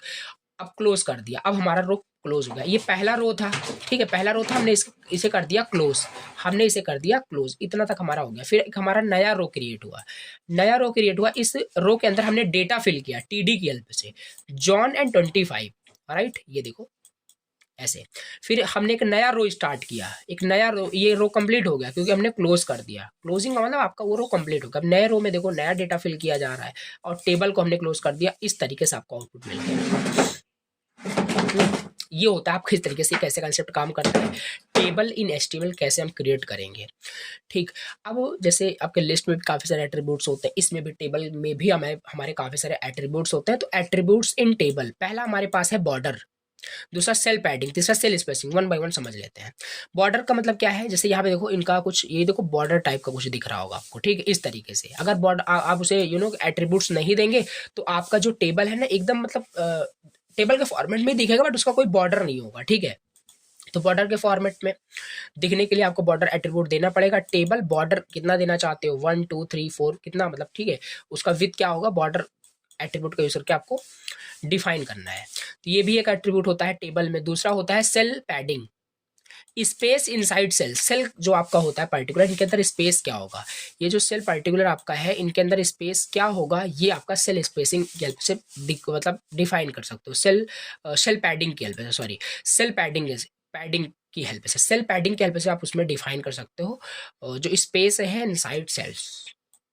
ओके, सेल स्पेसिफिक फिर हमारे पास होता है स्पेस बिटवीन सेल्स, सेल के बीच में कितना स्पेस होगा, एक सेल के और दूसरे सेल के बीच में स्पेस क्या होगा। ये डिफरेंट डिफरेंट एट्रीब्यूट्स हैं, रिमेंबर रखने हैं। कॉल स्पैन और रोज स्पैन, ये क्या होता है, जैसे मान लेते हैं ये नेम था, तो ये एक ही आपका सिंपल कि एक सेल ही है। अब जैसे नेम में हम first name and last name भी हम दिखाना चाहते हैं, तो हम यहाँ पे इसका कॉल स्पैन 2 कर देंगे, इस एट्रीब्यूट को कॉल स्पैन 2 कर देंगे, तो हमारा दो हमारे पास कॉलम आ जाएंगे, एक रो में 2 कॉलम आ जाएगा। तो make a cell span multiple columns, right, इस तरीके से। ये देखो, तो रोज स्पैन भी होता है, तो हमारे पास एक एक कॉलम में क्या होगा कि एक सेल में मल्टीपल रोज हो सकते हैं, एक सेल में मल्टीपल रोज हो सकते हैं रोज स्पैन की हेल्प से। तो ये तो कुछ एट्रीब्यूट्स हैं आपको याद रखने हैं। ओके, ये क्या हो गया, हमने देख लिया टेबल कैसे क्रिएट करेंगे, एग्जांपल देखा, स्ट्रक्चर भी हमने देखा, और इसी के साथ हमने एट्रीब्यूट्स भी देख लिया कि टेबल्स में क्या क्या एट्रीब्यूट्स आपके यूज होते हैं, राइट। अब इसके बाद हम अपना अगला टॉपिक है फ्रेम्स, ठीक है। तो फ्रेम क्या होता है ये समझते हैं। Frames in HTML were used to divide a web page into multiple section. Simple सी बात है, बट ये अब ज़्यादा यूज नहीं होता, बट फिर भी हमें समझना है। देखो फ्रेम क्या होता है, जैसे हमारे पास कोई वेब पेज है, वेब पेज के अंदर मान लो हमें सेक्शन में डिवाइड करना है, वेब पेज को हमें मल्टीपल सेक्शन में डिवाइड करना है, तो हम फ्रेम का यूज करते हैं। Where each section could load a different HTML document, this allowed multiple web pages to be displayed with a one browser window। मतलब आपने एक वेब पेज बनाया, ठीक है। अब इस वेब पेज में इनको अलग अलग सेक्शन में डिवाइड कर सकते हो। अब इस सेक्शन में मान लो कुछ अलग आपका दिखेगा, इस सेक्शन में कुछ अलग दिखेगा, ये फ्रेम की हेल्प से हो पाता है। बेसिक स्ट्रक्चर क्या है, इसके लिए आप फ्रेम से टैग यूज करते हो, रिप्लेस करते हो बॉडी को, बॉडी टैग को व्हेन यूजिंग फ्रेम। अगर आप फ्रेम यूज कर रहे हो तो आप बॉडी टैग फिर यूज नहीं करोगे, फिर फ्रेम से टैग यूज करोगे, ठीक। It defines how the split window into frames, और उसी से आपका जो मल्टीपल सेक्शन है वो क्रिएट होगा। फिर फ्रेम टैग भी आप यूज करते हो, defines each frame and specifies the source of the content. अभी इसको मैं बता रहा हूँ कैसे इसका है। और यहाँ पर नो फ्रेम्स का मतलब प्रोवाइड अल्टरनेटिव कंटेंट, ये सारी चीजें that do not support frame. देखो इसका चलो एग्जांपल देख लेते हैं। फ्रेम सेट से हम इसको यानी क्रिएट करते हैं, सिंपल है। एग्जांपल हमारे पास ये दिया है, देखो फ्रेम सेट हो गया, ठीक है। फ्रेम सेट कॉलम यहाँ पे दे दिया कि 50% ये आपका एक आपका फ्रेम क्रिएट होने जा रहा है। और यहाँ पे इस फ्रेम टैग के अंदर आपने सोर्स दे दिया। सोर्स का मतलब यहाँ पे कोई भी अपनी HTML फाइल दे सकते हो, कि आप जैसे ये रहा आपका कोई मान लेते हैं आपका वेब पेज है, इस 50-50 में आपने डिवाइड कर दिया। इसमें मान लेते हैं कोई आपका पेज 1 दिखेगा, इसमें आपका कोई पेज 1 दिखेगा, और फ्रेम दूसरे में फ्रेम में आपको कोई पेज 2 दिखेगा, ऐसे, और क्लोज कर दिया आपने। तो यही है सिंपल, ठीक है। और इस तरीके से आपका ये देखो मल्टीपल सेक्शन में आपने क्या कर लिया, डिवाइड करते हैं। और ये नो फ्रेम्स का मतलब क्या है, नो फ्रेम्स का मतलब ये है कि एक्चुअली जैसे देखो provides alternative content for the browser that do not support frames. अगर मान लो कोई ब्राउजर फ्रेम को सपोर्ट कर ही नहीं रहा, बहुत सारे ऐसे ब्राउजर होते हैं जो फ्रेम्स को सपोर्ट नहीं करते, तो आप ये टैग में वो डिफाइन कर सकते हो कि your browser does not support frames. तो ये कंसेप्ट खाली यहाँ पे है, आपको ध्यान में रखना। और ये फ्रेम्स उतना ज़्यादा अब यूज़ भी नहीं होता, उतने इंपॉर्टेंट भी नहीं है, ठीक है। बस फ्रेम आपको याद रखना है, फ्रेम कम यूज़ करते हैं अगर हमें अपने कंटेंट को, अपने वेब पेज को मल्टीपल सेक्शन में क्या करना होता है, डिवाइड करना होता है, then we can use frame. ये ऐसे स्ट्रक्चर वगैरह आप लिख सकते हो, बाकी ये उतना इंपॉर्टेंट नहीं होता। और इसके टाइप्स की अगर बात करें तो टाइप्स में देखो इन डेप्थ यहाँ पे राइट डाउन कर दिया हूँ, बाकी इंपॉर्टेंट नहीं है ज़्यादा। हॉरिजॉन्टल फ्रेम हमारे पास होता है, वर्टिकल फ्रेम होता है, राइट। अब हमारे पास कोई वेब पेज है, या तो इसे हम हॉरिजॉन्टल डिवाइड करना चाहते हैं या तो वर्टिकल डिवाइड करना चाहते हैं, बस वही कंटेंट को ही हम डिवाइड करना चाहते हैं, और उसी के हिसाब से हमारे पास है। रोज में हम देंगे, यहाँ पे कॉलम करना है तो हम कॉलम में परसेंटेज में देंगे कितना परसेंट हमें क्या डिवाइड करना है, स्प्लिट करना है कितना, ठीक। ओके, तो ये हो गया हमारे पास फ्रेम्स का सिंपल कंसेप्ट है। और इसलिए मैं उतना डिटेल्स नहीं बता रहा हूँ, क्योंकि देखो यहाँ पे ये आउटडेटेड है। आउटडेटेड मतलब कि यहाँ पे ये अब बिल्कुल यूज़ नहीं होता, ठीक है, रिकमेंडेड भी नहीं और यूज़ भी नहीं होता, इंपॉर्टेंट भी नहीं है, ठीक है। तो ये हो गया फ्रेम्स, हमने देख लिया। अब इसके बाद हमारे पास होता है फॉर्म्स, ठीक है। फॉर्म्स क्या होते हैं HTML में, और ये इसको थोड़ा डिटेल में समझेंगे, ठीक है, इसको थोड़ा डिटेल समझेंगे क्योंकि काफ़ी इंपॉर्टेंट होता है। क्योंकि हमें अभी क्लाइंट साइड वेरिफिकेशन जब तीसरी यूनिट में पढ़ेंगे, काफ़ी इंपॉर्टेंट होता है, तो उसमें यूज़ होगा फॉर्म्स, हमको पता होना चाहिए, तो ये इंपॉर्टेंट है। Forms in HTML, forms are used to collect user input such as text, dates, कुछ नहीं है। जैसे आपने वेब पेज बनाया, कोई वेब पेज आपने बनाया है स्टूडेंट को रजिस्टर करने के लिए, ठीक है, तो वहाँ पे आप डिफरेंट डिफरेंट क्या करोगे, स्टूडेंट का डेटा कलेक्ट करने के लिए आप फॉर्म का ही यूज़ करोगे, जिससे जो स्टूडेंट है, जो यूज़र है, क्या कर पाए, अपना नेम, अपना अपना डिटेल्स वहाँ पे आपके वेब पेज में एंटर कर पाए, और एंटर कर पाए तो आप उसके डेटा को क्या कर पाओ, कलेक्ट कर पाओ, राइट। ये इसका सिंपल मतलब है, यहाँ पे लिखा भी है यूजर के इनपुट को, बेसिक बेसिक जो डिटेल है, ये सिंपल है। Form is created using the form tag का यूज करके क्रिएट करते हैं, ठीक है, ठीक। और जो फॉर्म, याद रखना, जब फॉर्म को सबमिट किया जाता है, तो जो डिटेल होता है वो सर्वर के पास जाता है, ठीक। जो डिटेल होता है वो सर्वर के पास जाता है। उतना ये इन डिटेल मुझे नहीं लग रहा है कि आपको समझ में आ रहा होगा। अगर आपको समझ में आ रहा है दैट्स वेरी गुड, ठीक है। तो ये है फॉर्म्स, क्या होता है, सिंपल आपने फॉर्म फिल करा लिया, ठीक है, फॉर्म को जब सबमिट करोगे तो आपका फॉर्म सबमिट हो जाता है, ठीक है, तो वो सर्वर के पास वो आपका पूरा डेटा चला जाता है। आप अकाउंट क्रिएट करते हो, तो अकाउंट क्रिएट करने के दौरान क्या करते हो, अपना नाम, ईमेल आईडी सब कुछ आप डालते हो, पासवर्ड वगैरह, तो सिंपल वहाँ पे जैसे सबमिट करते हो तो आपका वो डेटा जो सर्वर पे जाके सेंड हो जाता है, डेटाबेस में स्टोर हो जाता है। फर्दर लॉगिन करते हो तो आप लॉगिन कर पाते हो। तो ये कुछ कंसेप्ट आपका फॉर्म का ही मतलब हेल्प से हो पाता है। बेसिक स्ट्रक्चर की बात करें फॉर्म में, तो ये कुछ स्ट्रक्चर इसका ये होता है, इसका कुछ स्ट्रक्चर ये होता है। फॉर्म टैग का यूज करते हो, इसके अंदर आप एक एट्रीब्यूट्स आपके होते हैं एक्शन में आप क्या करते हो, URL का लिंक देते हो। बताता हूँ आपको, देखो, जैसे आपने फॉर्म बहुत सारे अपने फील्ड्स यहाँ पे बनाए, नेम एंटर करना, ईमेल एंटर करना, सब कुछ एंटर करना, उसके बाद सबमिट का आपने बटन दे दिया। अब सबमिट बटन पे क्लिक करोगे, काम क्या होना चाहिए, फॉर्म आपने किस लिए बनाया, यूजर का डेटा कलेक्ट करने के लिए। आपका जो पूरा डेटा है, जो स्टूडेंट का जो डेटा है, जो भी इन्फॉर्मेशन फिल किया गया फॉर्म के अंदर, ये क्या होगा, इस URL पे सेंड कर दिया जाएगा, ठीक। ये इस एक्शन, यानी कि यही है, फॉर्म सबमिट करने के बाद क्या एक्शन होना चाहिए, इस URL पे रिडायरेक्ट कर देगा। जैसे सबमिट पे अगर आप क्लिक करोगे, यहाँ पे आप कोई भी URL दोगे, उस URL पे आप रिडायरेक्ट हो जाओगे, ठीक है। और मेथड यहाँ पे क्या दिया गया है, मेथड यहाँ पे पोस्ट दिया गया है। तो पोस्ट एक टाइप ऑफ मेथड होता है, जो क्या कर रहा है कि सिंपल आपका डेटा क्या हो रहा है, पोस्ट हो रहा है टू द डेटाबेस से। अगर आपको कुछ डेटा रिट्रीव करना होता है, देन आप गेट मेथड यूज करते हो। अगर डेटाबेस में कोई डेटा पोस्ट करना है, पोस्ट करने का सिंपल मतलब यहाँ पे ये है कि आपने डिटेल फिल किया, तो ये कहीं ना कहीं स्टोर तो करोगे आप, सिंपल। तो इसे आप डेटाबेस में आप ये रिक्वेस्ट जा रही, तो पोस्ट मेथड की हेल्प से ही जा पा रहा है। तो ये होता है हमारे पास पोस्ट मेथड, ठीक। अब कुछ की एलिमेंट्स दिया है, उन्हीं को एक्सप्लेन करते हुए क्या क्या एलिमेंट्स आपके यूज होते हैं फॉर्म्स में। तो फॉर्म टैग, तो यहाँ पे आपने देखा कि फॉर्म को डिफाइन करता है, इंटरेक्शन हो the form tags, form data goes and method, ये सिंपल लिखा है। फॉर्म टैग हम डिफाइन करते हैं, फॉर्म हमें क्रिएट करना है तो फॉर्म टैग हम डिफाइन करते हैं। और इसके अंदर हम इनपुट टैग, अब डिफरेंट हमारे पास इनपुट टैग्स होते हैं, टेक्स्ट के लिए, ईमेल के लिए, पासवर्ड के लिए, ठीक है। तो वो सब हम डिफाइन करते हैं यहाँ पे। Use to collect user input, the types attribute specify करता है types of input, text, email, password को। टेक्स्ट एरिया हमारे पास क्या होता है, अगर हमें मान लो जैसे मल्टी लाइन टेक्स्ट बॉक्स हमें चाहिए, तो हम टेक्स्ट एरिया टैग यूज कर सकते हैं।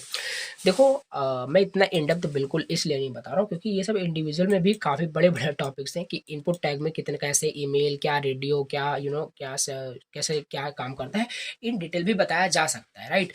बट इन डेप्थ मैं इसलिए नहीं बता रहा हूँ क्योंकि ऑलरेडी आपने पढ़ रखा होगा, आपको आती होगी, मान के चल रहा हूँ। तो ये होता है हमने देख लिया क्या क्या की एलिमेंट्स है, फॉर्म में देखा, इनपुट में हमने देखा, इनपुट आपके टैग होते हैं, ये सब एलिमेंट्स है, टैग है, फॉर्म जब क्रिएट करोगे तो ये सब यूज होते हैं। आपको मान लो जैसे आपने वहाँ पे फॉर्म के अंदर एक ऑप्शन दिया जेंडर चूज करने का, मेल फीमेल, तो वहाँ पे आप सिलेक्ट सॉरी वहाँ पे आप यूज करते हो रेडियो बटन यूज करते हो, ठीक है। एक टाइप होता है, इनपुट का एक टाइप होता है रेडियो बटन, तो वहाँ पे ऐसे दो बटन वहाँ पे दिखते हैं, आप सिलेक्ट करते हो तो वो सब भी आपके इनपुट टाइप ही होते हैं। और सिलेक्ट होता है जैसे आपने एक ऑप्शन दिया फॉर्म के अंदर कंट्री चूज करने का, ठीक है, उस पर क्लिक करने के बाद एक लिस्ट आ रही है, वो आपका सेलेक्ट टैग की हेल्प से हो पाता है, ठीक, लिखा भी है यहाँ पे देखो, क्रिएट ड्रॉप डाउन लिस्ट। फिर बटन ऑल्सो सबमिट करने के लिए बटन टैग तो यूज करोगे ही करोगे। तो कुल मिला के अगर फॉर्म क्रिएट करना है आपको तो ये सारे आपके एलिमेंट्स वहाँ पे इंक्लूड होते ही होते हैं, राइट। और ये लेबल क्या है, लेबल इज नथिंग बट अगर आप जैसे लिखे हो इंटर योर नेम, तो इंटर योर नेम क्या है, ये आपका लेबल है जो दिखता है यूजर को, पता चलता है कि हाँ हमें नाम एंटर करना है, तो ये होता है। कॉमन फॉर्म के टाइप्स यहाँ पे दिए हैं, फॉर्म के कुछ कॉमन टाइप्स दिए हैं, देख सकते हो। Text single line input full यहाँ पे है, तो ये फॉर्म का टाइप का मतलब है इनपुट के क्या क्या टाइप्स है। तो इनपुट आप किस तरीके से लेना चाहते हो, टेक्स्ट इनपुट लेना चाहते हो, पासवर्ड एज इनपुट लेना है, रेडियो हमने बताया, चेक बॉक्स बताया, ईमेल भी आप ले सकते हो। तो ये इनपुट टाइप के एट्रीब्यूट्स होते हैं, ठीक। देखो इनपुट टाइप के जैसे यहाँ पे देखो इनपुट टाइप हमने सबमिट लिया, ठीक है, यानी एक बटन है आपका सबमिट, उस पर क्लिक करोगे तो ये आपका फॉर्म सबमिट हो जाएगा। अब इसी टाइप में आप इनपुट ऐसा क्या ले सकते हो, ईमेल ले सकते हो, टेक्स्ट ले सकते हो, पासवर्ड ले सकते हो, रेडियो ले सकते हो, बहुत सारे आपके यहाँ पे कॉमन फॉर्म के टाइप्स होते हैं, ये आप देख सकते हैं। एग्जाम्पल यहाँ पे दिया हुआ है, एक फॉर्म बनाया गया, एक फॉर्म बनाया गया और अगर इस फॉर्म को सबमिट किया जाता है तो ये आपका जो डेटा है पोस्ट हो जाएगा, डेटाबेस में स्टोर हो जाएगा और इस पे ये रिडायरेक्ट हो जाएगा, ये डेटाबेस का कुछ पाथ होगा, एक्शन जो परफॉर्म होगा after submitting the form. Label दिया है, पहले यूजर को दिखेगा नाम एंटर करो, वो अपना नाम एंटर करेगा इसकी इनपुट की हेल्प से, ठीक है। और ये रिक्वायर्ड आपने एट्रीब्यूट ऐड कर दिया, यानी ये फील्ड आपका मैंडेटरी है, रिक्वायर्ड है, ये सब आपको जानते हो। फिर ईमेल आपने दिया कि आप ईमेल एंटर करें, यहाँ पे देखो इनपुट टाइप ईमेल आपने किया, वो ईमेल एंटर करेगा यूजर। फिर वो क्या करेगा, सबमिट बटन पे क्लिक करेगा, जैसे सबमिट बटन पे क्लिक करोगे आपका रिक्वेस्ट इस यूआरएल पे चली जाएगी, यानी आपका जो भी डेटा है वो पोस्ट हो जाएगा डेटाबेस के अंदर। दिस इज सिंपल कि कैसे ही आपका फॉर्म काम करता है एचटीएमएल में। एक्शन की बात करें, URL where the form data is sent, कि कहाँ आपका डेटा सेंट होगा, एक्शन के अंदर वहाँ पे दिखाते हैं, मतलब कि यूआरएल वहाँ पे मेंशन करते हैं क्या होना चाहिए एक्चुअली, ठीक है। फॉर्म सबमिट होने के बाद कुछ ना कुछ तो होगा, सिंपल बात है, डेटा आपका पोस्ट होगा, कहाँ पोस्ट होगा, डेटाबेस के अंदर स्टोर होगा, कहने का मतलब ये सब आप रीड करना, ठीक है। मेथड क्या होता है वही सब हमने यहाँ पे देखा, सेंड एंड पहले ही बताया आपको। अब इसके बाद हमारा अगला कंसेप्ट आता है and this is the last topic, that is XML. और इसमें काफी सारे टाइप्स, काफी सारे मेथड्स पढ़ेंगे, इसी के साथ हमारा जो यूनिट है ये हो जाएगा फिनिश, ठीक। अब ये थोड़ा सा डिटेल समझेंगे क्योंकि ये थोड़ा सा कॉम्प्लेक्स माना जाता है, ठीक है, बट ये कॉम्प्लेक्स है नहीं, ठीक है। देखो एक्सएमएल, एचटीएमएल आपने समझा, एचटीएमएल से आप क्या करते थे, किसी भी वेब पेज के स्ट्रक्चर को क्या कर पाते थे, डिफाइन कर पाते थे। अब उसी तरीके से आपका एक एक्सएमएल भी होता है। XML is nothing but it is similar like HTML की तरह ही होता है, दैट मीन्स कि एक्सटेंसिबल मार्कअप लैंग्वेज, वो आपका हाइपर टेक्स्ट मार्कअप लैंग्वेज होता था, ये आपका क्या है, एक्सटेंसिबल मार्कअप लैंग्वेज होता है। ये आपका टेक्स्ट बेस्ड मार्कअप लैंग्वेज होता है, derived from standard generalization markup language. XML आपका एसजीएमएल से लिया गया है, स्टैंडर्ड जनरलाइजेशन मार्कअप लैंग्वेज से लिया गया है। एसजीएमएल क्या है, एसजीएमएल आपका एक मेटा मार्कअप लैंग्वेज होता है। और मेटा मार्कअप लैंग्वेज क्या होता है, एक लैंग्वेज होता है जिसका मतलब होता है allow us to create own tags. Linking समझ में आई, XML stands for extensible markup language, right, it is text based language derived from standard generalized markup language, SGML से लिया गया है। और एसजीएमएल एक मेटा मार्कअप लैंग्वेज होता है। भैया मेटा मार्कअप लैंग्वेज क्या होता है, एक लैंग्वेज होता है जो हमें खुद के टैग क्रिएट करने की एक ऑप्शन देता है, बोल सकते हो। तो ये सिंपल हमारे पास होता है मेटा मार्कअप लैंग्वेज, हमने समझ लिया, ठीक। XML tag identify the data and are use to store and organize, ये काफी इंपॉर्टेंट पॉइंट है कि एक्सएमएल जो यूज होता है वो डेटा को स्टोर और ऑर्गेनाइज करने के लिए एक्सएमएल का यूज करते हैं, rather than specifying how to display like in HTML tag. HTML हम यूज करते थे, एचटीएमएल टैग हम यूज करते थे कि ताकि हमारा जो वेब पेज के अंदर जो भी कंटेंट है किस तरीके से दिखेगा, बट एक्सएमएल और एक्सएमएल टैग हम इसलिए यूज करते हैं ताकि हम अपने टैग को डिफाइन कर सकें, क्योंकि ये मेटा मार्कअप लैंग्वेज होता है। हमने पहले बताया मेटा मार्कअप लैंग्वेज का मतलब क्या होता है, तो ये हम ऑर्गेनाइज करने के लिए डेटा को, स्टोर करने के लिए डेटा को हम एक्सएमएल यूज करते हैं। कंसेप्ट आई होप समझ में आया होगा, ठीक है। ओके, सो बेसिकली अब हम समझते हैं अपना अगला topic, that is characteristics of XML. XML के क्या क्या कैरेक्टरिस्टिक्स हैं? तो एक्सएमएल जो होता है, पहली चीज वो आपका एक्सटेंसिबल है। XML is extensible. XML allow करता है क्रिएट करने के लिए हमें अपने सेल्फ डिस्क्रिप्टिव टैग्स को, लैंग्वेजेस को, जो डिफरेंट डिफरेंट एप्लीकेशन में जैसे सोर्स करते हैं। एचटीएमएल में बट हम नहीं कर सकते। एचटीएमएल में हम जो एचटीएमएल का टैग होते हैं खाली हम उन्हीं को डिफाइन कर सकते थे, बट एक्सएमएल एक्सटेंसिबल है। एक्सएमएल में हम अपने प्रीडिफाइंड टैग्स को डिफाइन कर सकते हैं। Are you getting my point और नॉट? Simple as that. तो एक्सएमएल एक्सटेंसिबल है। एक्सएमएल कैरी करता है डेटा को, does not present it. XML जो है ना, कैरी को डेटा करता है, यानी डेटा को स्टोर करता है, ऑर्गेनाइज करता है, रदर देन की एचटीएमएल के जैसे क्या कर रहा हो, प्रेजेंट कर रहा हो, यूज हो रहा हो प्रेजेंटेशन में। डिफरेंस भी अभी देखेंगे, समझ में आएगा। तो ये है सिंपल, आप इसे रीड करोगे। एक्सएमएल आपका पब्लिक स्टैंडर्ड है। XML was developed by an organization called the W3C। It is available an the open standard, आपको पता है। तो ये कुछ कैरेक्टरिस्टिक्स आपको याद रखने हैं। एक्सटेंसिबल, कैरीज डेटा, सिंपल और पब्लिक स्टैंडर्ड होता है। ओके, सो बेसिकली अब हम क्या करेंगे यहाँ पे, तो इसका सिंटेक्स देख लेते हैं, राइट। किस तरीके से एचटीएमएल का हमने स्ट्रक्चर देखा था, उस तरीके से इसका भी स्ट्रक्चर होता होगा। वहाँ पे आपको याद होगा हम एचटीएमएल टैग डिफाइन करते थे, और डॉक टाइप, वहाँ पे एचटीएमएल जो लेटेस्ट वर्जन। यहाँ पे भी हम, अगर हमें एक्सएमएल फाइल क्रिएट करनी है तो बेसिक हम क्या करेंगे, इसको फॉलो करेंगे। मतलब यहाँ पे हम एक्सएमएल टैग को पहले डिक्लेयर करते हैं। एक्सएमएल डिक्लेरेशन इसे बोलते हैं, एक्सएमएल डिक्लेरेशन। और इसका मतलब ये है आप एक्सएमएल फाइल क्रिएट करने जा रहे हो, ये इस तरीके से कुछ दिखाओगे, वर्जन 1.0 ऐसे कुछ बताओगे, ठीक। फिर यहाँ से आपका स्टार्ट हो जाएगा। इसमें क्या होता है, आपके एक रूट एलिमेंट आपका होता है। वहां पे रूट एलिमेंट क्या था, एचटीएमएल था। एचटीएमएल के अंदर सारी चीजें थी। अब यहाँ पे क्या होगा, अब हम मान लेते, हमने आपको पहले क्या बताया कि इसमें हम ऑर्गेनाइज करने के लिए, डेटा को स्ट्रक्चर करने के लिए, शेयर करने के लिए यूज करते हैं एक्सएमएल को। तो हम एक रिजल्ट, स्टूडेंट का एक रिजल्ट हम क्या करना चाहते हैं, स्टोर करना चाहते हैं। इसको फिर बाद में शेयर करेंगे जहां यूज होगा। देखो, तो हम एक रिजल्ट टैग बनाएंगे। This result tag is a root element, you can say. Result के अंदर स्टूडेंट की इन्फॉर्मेशन होगी। देखो हम अपने टैग यहाँ पे यूज कर रहे हैं, ध्यान देना, यहाँ कुछ भी आप लिख सकते हो। यही है आपका एक्सटेंसिबल का मतलब, कि इसमें हम सेल्फ डिस्क्रिप्टिव टैग भी यूज कर पा रहे हैं खुद के। बट वहां पे एचटीएमएल में ऐसा नहीं होता था। वहां पे अगर H1 टैग, H2 टैग, उन्हीं को यूज कर पाओगे, वहां पे आप खुद के टैग डिफाइन नहीं कर पाते थे, ठीक। तो ये है रिजल्ट, हमने यानी कि हम एक टैग हमने क्रिएट कर लिया, खुद का टैग रिजल्ट, यानी हम एक स्टूडेंट का डेटा स्टोर करने जा रहे हैं। नेम टैग हमने बनाया, नेम यहाँ पे राइट किया, और एज यहाँ पे, सिटी यहाँ पे, मार्क्स यहाँ पे, ठीक है। तो खुद के सारे टैग्स बनाए हैं। और हमेशा याद रखना, जो इसमें क्या होता है कि इसमें एक्सएमएल टैग की मैं बात करूँ, इसमें हर एक टैग अगर आपका एक ओपन हो रहा है तो वो क्लोज होगा ही होगा, ठीक है। इसमें हर एक टैग क्या होगा, क्लोज होना चाहिए। ये कुछ कंडीशंस हैं। तो ये सिंपल अगर हम बात करें, तो ये अगर आप इसे लिखते भी हो नोटपैड पे, आप इसे राइट करोगे और इसे सेव करोगे फर्स्ट डॉट एक्सएमएल, या किसी भी नाम से आप सेव कर लो, डॉट एक्सएमएल एक्सटेंशन से। फिर आप इसे ओपन करोगे ब्राउजर में, तो आपको कुछ इस तरीके से रिजल्ट मिलेगा, राइट। इस तरीके से कुछ आपको रिजल्ट मिल जाएगा। अब इसमें एक्सएमएल डिक्लेरेशन क्या हुआ, एक्सएमएल डिक्लेरेशन यही है। इसमें टैग्स एंड एलिमेंट्स की बात करें, टैग्स एलिमेंट्स आपके कुछ नहीं, यहाँ पे ये भी आपके एक टैग ही है, ये भी एक आपका टैग ही है, ये भी एक आपका टैग है। सारे टैग एलिमेंट्स यही होते हैं।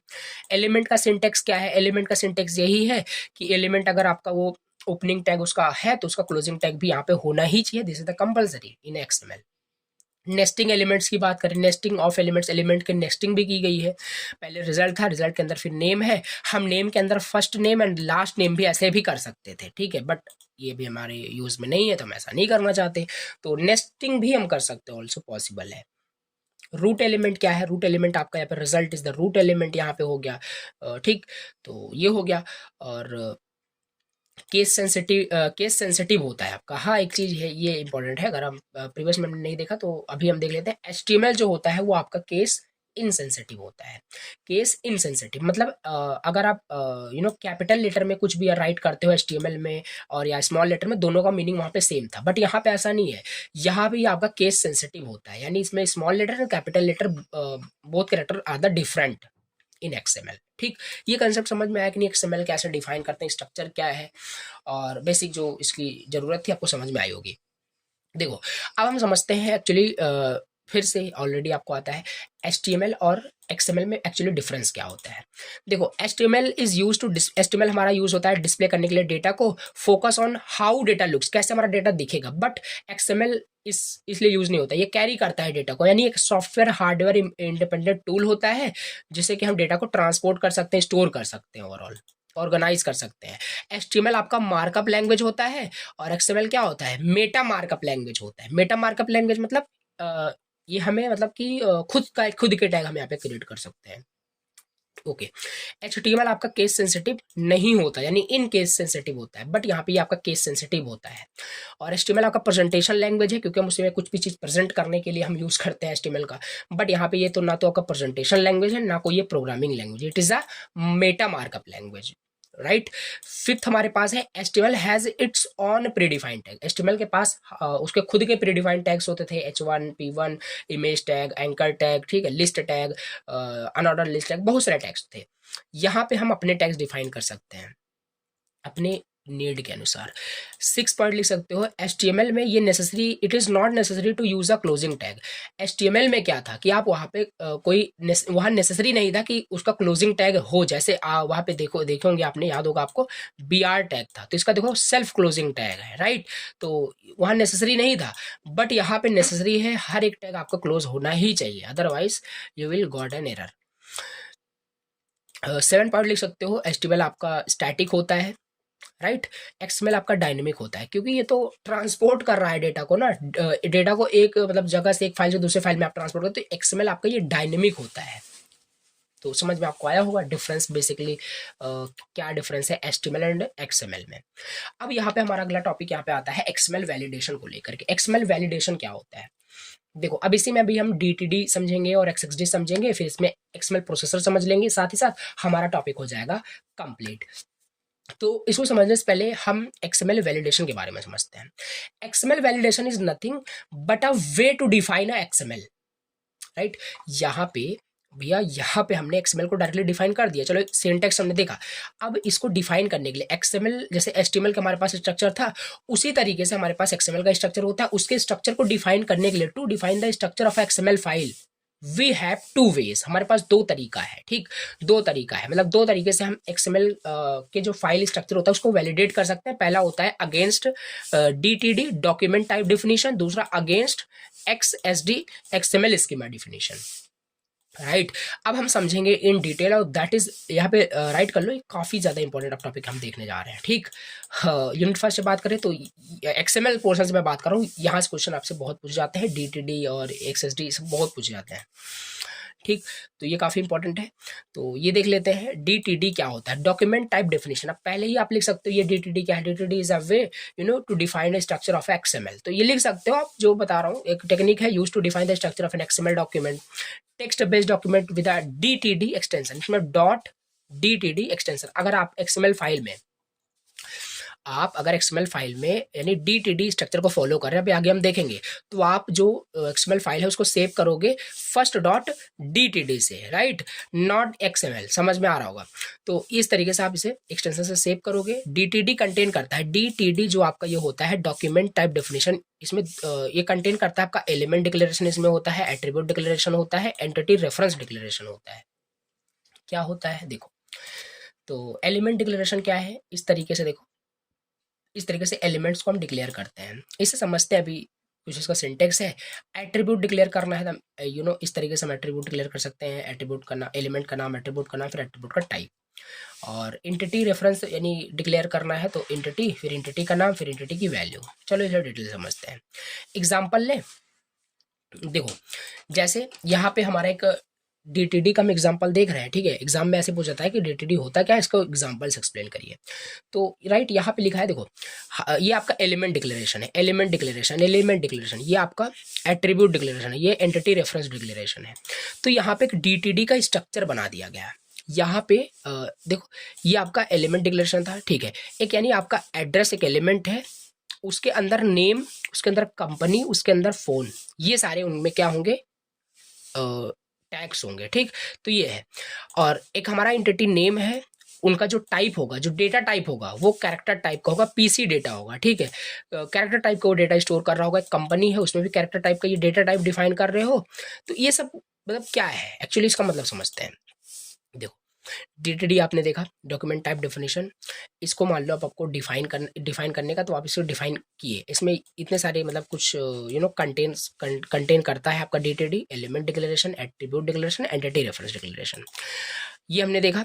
अब इसका सिंटेक्स की अगर हम बात करें, जैसे यहाँ से यहाँ देखो ये, तो ये हो गया क्या, ठीक, ये आपका रूट एलिमेंट हो गया, यानी ये आपका क्या हो गया, रूट एलिमेंट। ये आप क्या डिफाइन कर रहे हो, यही तो डिफाइन कर रहे हो भैया कि आपका जो एक्सएमएल का स्ट्रक्चर क्या होगा। ये एक्सएमएल फाइल क्रिएट नहीं कर रहे हो, ये आप क्या कर रहे हो, एक्सएमएल का स्ट्रक्चर डिफाइन कर रहे हो कि एक्सएमएल में क्या क्या हो सकता है, राइट। तो ये आपने रूट एलिमेंट डिफाइन कर दिया। एक एड्रेस होगा रूट एलिमेंट, उसके अंदर क्या क्या एलिमेंट्स होंगे, उसके अंदर आपके नेम होगा, कंपनी की डिटेल्स होगी, फोन नंबर होगा, राइट। और एक एलिमेंट्स हमारा और होगा वहाँ पे, नेम होगा, जो कि कैरेक्टर टाइप का डेटा होगा, उसमें डेटा टाइप दिखा रहा है, और ये भी हमारा कैरेक्टर टाइप का डेटा है, फोन। ये स्ट्रक्चर डिफाइन कर दिया गया, राइट। स्ट्रक्चर डिफाइन कर देगा, और इसे आप किससे सेव कर लोगे, इसे .dtd स्ट्रक्चर से सेव कर लिया जाएगा, राइट। .dtd स्ट्रक्चर से सेव कर लिया जाएगा, और इसे बाद में क्या किया जाएगा, जो हमारा एक्सएमएल फाइल होगा उसमें इसे हम इनहेरिट कर लेते हैं, उसमें इसे इंपोर्ट कर लेते हैं। अब ये काम कैसे करेगा एग्जैक्टली, सो चलो डिटेल समझते हैं। तो टाइप्स ऑफ डीटीडी में हमारे पास दो टाइप्स की जो डॉक्यूमेंट टाइप डेफिनेशन होता है, दो टाइप्स का होता है। पहला इंटरनल यानी document type definition, a DTD is refer to as an internal DTD, मतलब कुछ नहीं, ये हमने सिंटेक्स जो देखा, इस सिंटेक्स को अगर हम एक्सएमएल फाइल के अंदर लिखते हैं, ये ध्यान देना, डीटीडी को डिफाइन करने का, डॉक्यूमेंट टाइप डेफिनेशन एक्सएमएल को डिफाइन करने का, अगर हम डीटीडी वे में उसे डॉक्यूमेंट टाइप डेफिनेशन वे में डिफाइन करना चाहते हैं एक्सएमएल के स्ट्रक्चर को, तो ये जो स्ट्रक्चर हम यहाँ पे लिखे हैं ना, ये अगर आप एक्सएमएल के अंदर डिफाइन करोगे तो उसे हम इंटरनल डीटीडी बोलेंगे। आउटसाइड ऑफ द कि outside of the XML file करोगे कोई सेपरेट, जैसे जावास्क्रिप्ट फाइल हम लिंक करते हैं, सीएसएस का अलग फाइल लिंक करते हैं, तो उस टाइप से मैं बात कर रहा हूँ, तो ये हमारा एक्सटर्नल डीटीडी होगा, समझते हैं। तो यहाँ पे वही लिखा है, इंटरनल अगर अंदर होगा तो XML with in the XML file, ठीक। देखो ये आपका कोई है, आपका एक्सएमएल फाइल है, ये आपका एक्सएमएल फाइल है, इसी के अंदर देखो डीटीडी आपका डिक्लेयर किया गया, जो देखो अभी प्रीवियस में हमने एग्जांपल देखा था, ये यहाँ से यहाँ तक वो एक्सएमएल फाइल के अंदर ही डिक्लेयर कर दिया गया है, that's why it is called internal document type definition, right. ये सेम चीज किया गया है। अब जब आप डिफाइन करोगे, स्ट्रक्चर डिफाइन कर दिया गया कि आपके भैया एक्सएमएल में यही सारी चीजें होगी जो डिफाइन किया। अब यही सारी चीजें हैं भी, नीचे देखो यहाँ पे एक्सएमएल फाइल में रूट एलिमेंट बोला गया था, एड्रेस होगा, रूट एलिमेंट बिल्कुल हाँ एड्रेस है, रूट एलिमेंट है। बोला गया था उसमें एलिमेंट आपका नेम, कंपनी, फोन होगा, बिल्कुल नेम है और कंपनी है और हमारे पास फोन है, राइट। तो ये हमारे पास है, तो इस तरीके से, ठीक है। और बाद में हमारा क्लोज हो गया। तो ये इस तरीके से देखो, it define the structure of XML inside, तो ये डिफाइन कर रहा है कि एक्सएमएल, ये जो आपका एक एक्सएमएल का स्ट्रक्चर ये आपका डिफाइन कर रहा है डीटीडी, और ये इनसाइड ही डिफाइन कर रहा है। और यही स्ट्रक्चर अगर हम आउटसाइड डिफाइन कर दे, कोई अलग एक फाइल बना के वहाँ पे डिफाइन कर दे, बाद में फिर हम इंपोर्ट कर लें, तो हमारा एक्सटर्नल हो जाएगा, जो अभी हम आगे देखने वाले हैं। तो ये हमारे पास है, ठीक। एक्सटर्नल डीटीडी में क्या होगा, जो भी हम स्ट्रक्चर डिफाइन करेंगे एक्सएमएल का कि क्या क्या हमारे एक्सएमएल में होगा, वो हम भैया उसका अलग एक फाइल बना देंगे, ठीक है, उसका हम एक अलग फाइल बना देंगे, उसको हम बाद में इंपोर्ट करेंगे। दिस इज कि क्या है आपका एक्सटर्नल डीटीडी, आपको समझ में आया होगा। तो declaring structure outside of XML and other file, देखो ये आपने स्ट्रक्चर डिफाइन किया, अभी हम डीटीडी ही देख रहे हैं, डॉक्यूमेंट टाइप डेफिनेशन ही देख रहे हैं। अब ये स्ट्रक्चर जो डिफाइन किया गया एक्सएमएल का, ये बाहर किया गया है, एक्सएमएल के अंदर नहीं किया गया है। इसे आपने एड्रेस.डीटीडी नाम से एक फाइल बनाया अलग से, वो आपने स्ट्रक्चर आपने डिफाइन कर दिया। अब इसी स्ट्रक्चर को हम अपने एक्सएमएल में क्या कर लेंगे, इंपोर्ट कर लेंगे। यहाँ पे देखो, अब हमने एक्सएमएल यहाँ पे डिफाइन हमने किया, और यहाँ पे देखो इंपोर्ट करने का तरीका कुछ इस तरीके से होता है, doc type address system keyword का यूज करके हम क्या करते हैं, इंपोर्ट कर लेते हैं जिस भी फाइल हमने इसको सेव किया है। यहाँ पे देखो इंपोर्टिंग हो रही है, और जो स्ट्रक्चर यहाँ पे भैया आपने डिफाइन किया, तो यहाँ पे देखो सिंपल इसका फाइल अलग से बना दिया गया। अब इसका इसको इंपोर्ट कर लिया गया, यहाँ पे देखो इसको इंपोर्ट कर लिया गया, और सिंपल यहाँ पे वही सेम स्ट्रक्चर फॉलो हो रहा है, जो स्ट्रक्चर किसी दूसरे फाइल में क्रिएट कर दिया गया था डीटीडी का यूज करके, वही सेम देखो, नेम एड्रेस होगा, नेम होगा, कंपनी होगा, फोन होगा, ये सारी चीज़, उनका डेटा टाइप भी यहाँ पे डिक्लेयर किया गया है, किस टाइप का डेटा वहाँ पे हो सकता है, और वही सेम चीज़ यहाँ पे है। और इसे आप एक्सएमएल एक्सटेंशन से सेव कर लोगे, आपका वहाँ पे आउटपुट व्यू हो जाएगा। दिस इज हाउ कि डीटीडी का मतलब क्या था, इसके टाइप्स भी हमने इन डिटेल बहुत अच्छे से समझ लिया। आई होप आपको समझ में आया होगा एटलीस्ट, ठीक। तो यही है जो आपको बहुत बड़ा टॉपिक लग रहा था कि ये DTD XML क्या है, सिंपल था आपका, ठीक, समझ में आपको आया होगा। ओके, सो इसके बाद अब हम दूसरा तरीका देखते हैं। ये तो हमने पहला तरीका देख लिया कि हाँ किस तरीके से हम XML के स्ट्रक्चर को डिफाइन करेंगे डॉक्यूमेंट टाइप डेफिनेशन का यूज करके। अब दूसरा तरीका देखते हैं XSD XML स्कीमा डेफिनेशन का यूज करके कैसे हम अपने डॉक्यूमेंट को अपने XML फाइल को स्ट्रक्चर करेंगे, ये समझते हैं। तो ये है XSD XML स्कीमा डेफिनेशन। ये भी क्या है, XML schema is commonly known as XML schema definition, already देखा है। XSD भी हम इसे बोलते हैं, शॉर्ट फॉर्म में वही है। It is use to describe and validate the structure and the content of XML data, already बताया। XML schema defines the element attributes and the data types, define करता है। अब इस देखते हैं क्या क्या इसमें है। और ये जो आपका XML स्कीमा होता है ये नेम स्पेस को सपोर्ट करता है। ओनली डिफरेंस दोनों में यही है, DTD और XSD में डिफरेंस यही होता है कि XSD जो होता है वो नेम स्पेस को सपोर्ट करता है और आपका DTD जो होता है वो नेम स्पेस को सपोर्ट नहीं करता। पहला क्वेश्चन यही पे है कि नेम स्पेस होता क्या है, आगे देख लेते हैं। It is similar to a database schema that describe the data in the database. चलो डिफिनेशन की टाइप अगर हम देखें, XML स्कीमा अगर आपको डिफाइन करना है, यानी स्ट्रक्चर को डिफाइन करना है, किसी भी XML स्ट्रक्चर को डिफाइन करना है तो आप कैसे करोगे? तो या तो आप कॉम्प्लेक्स टाइप करोगे या तो सिंपल टाइप करोगे। सिंपल टाइप में क्या होगा, these are just basic data type like text और नंबर। जैसे इस तरीके से देखो, नेम स्पेस यही होता है, मतलब इस पूरे अगर हम बात करें पूरे XML फाइल को अगर हम बात करें उसे एज अ रेफर किया जाएगा XS से, ठीक है। ये हो गया आपका सिंपल, क्या यही था आपका नेम स्पेस, ठीक है, यही आपका होता है नेम स्पेस, राइट। तो इस तरीके से देखो सिंपल हमारा डिफाइन किया गया XML का यूज करके, यानी कि XML स्कीमा डेफिनेशन इस तरीके से, राइट। एलिमेंट का नाम, देन एज, और इसका टाइप क्या होगा, इस तरीके।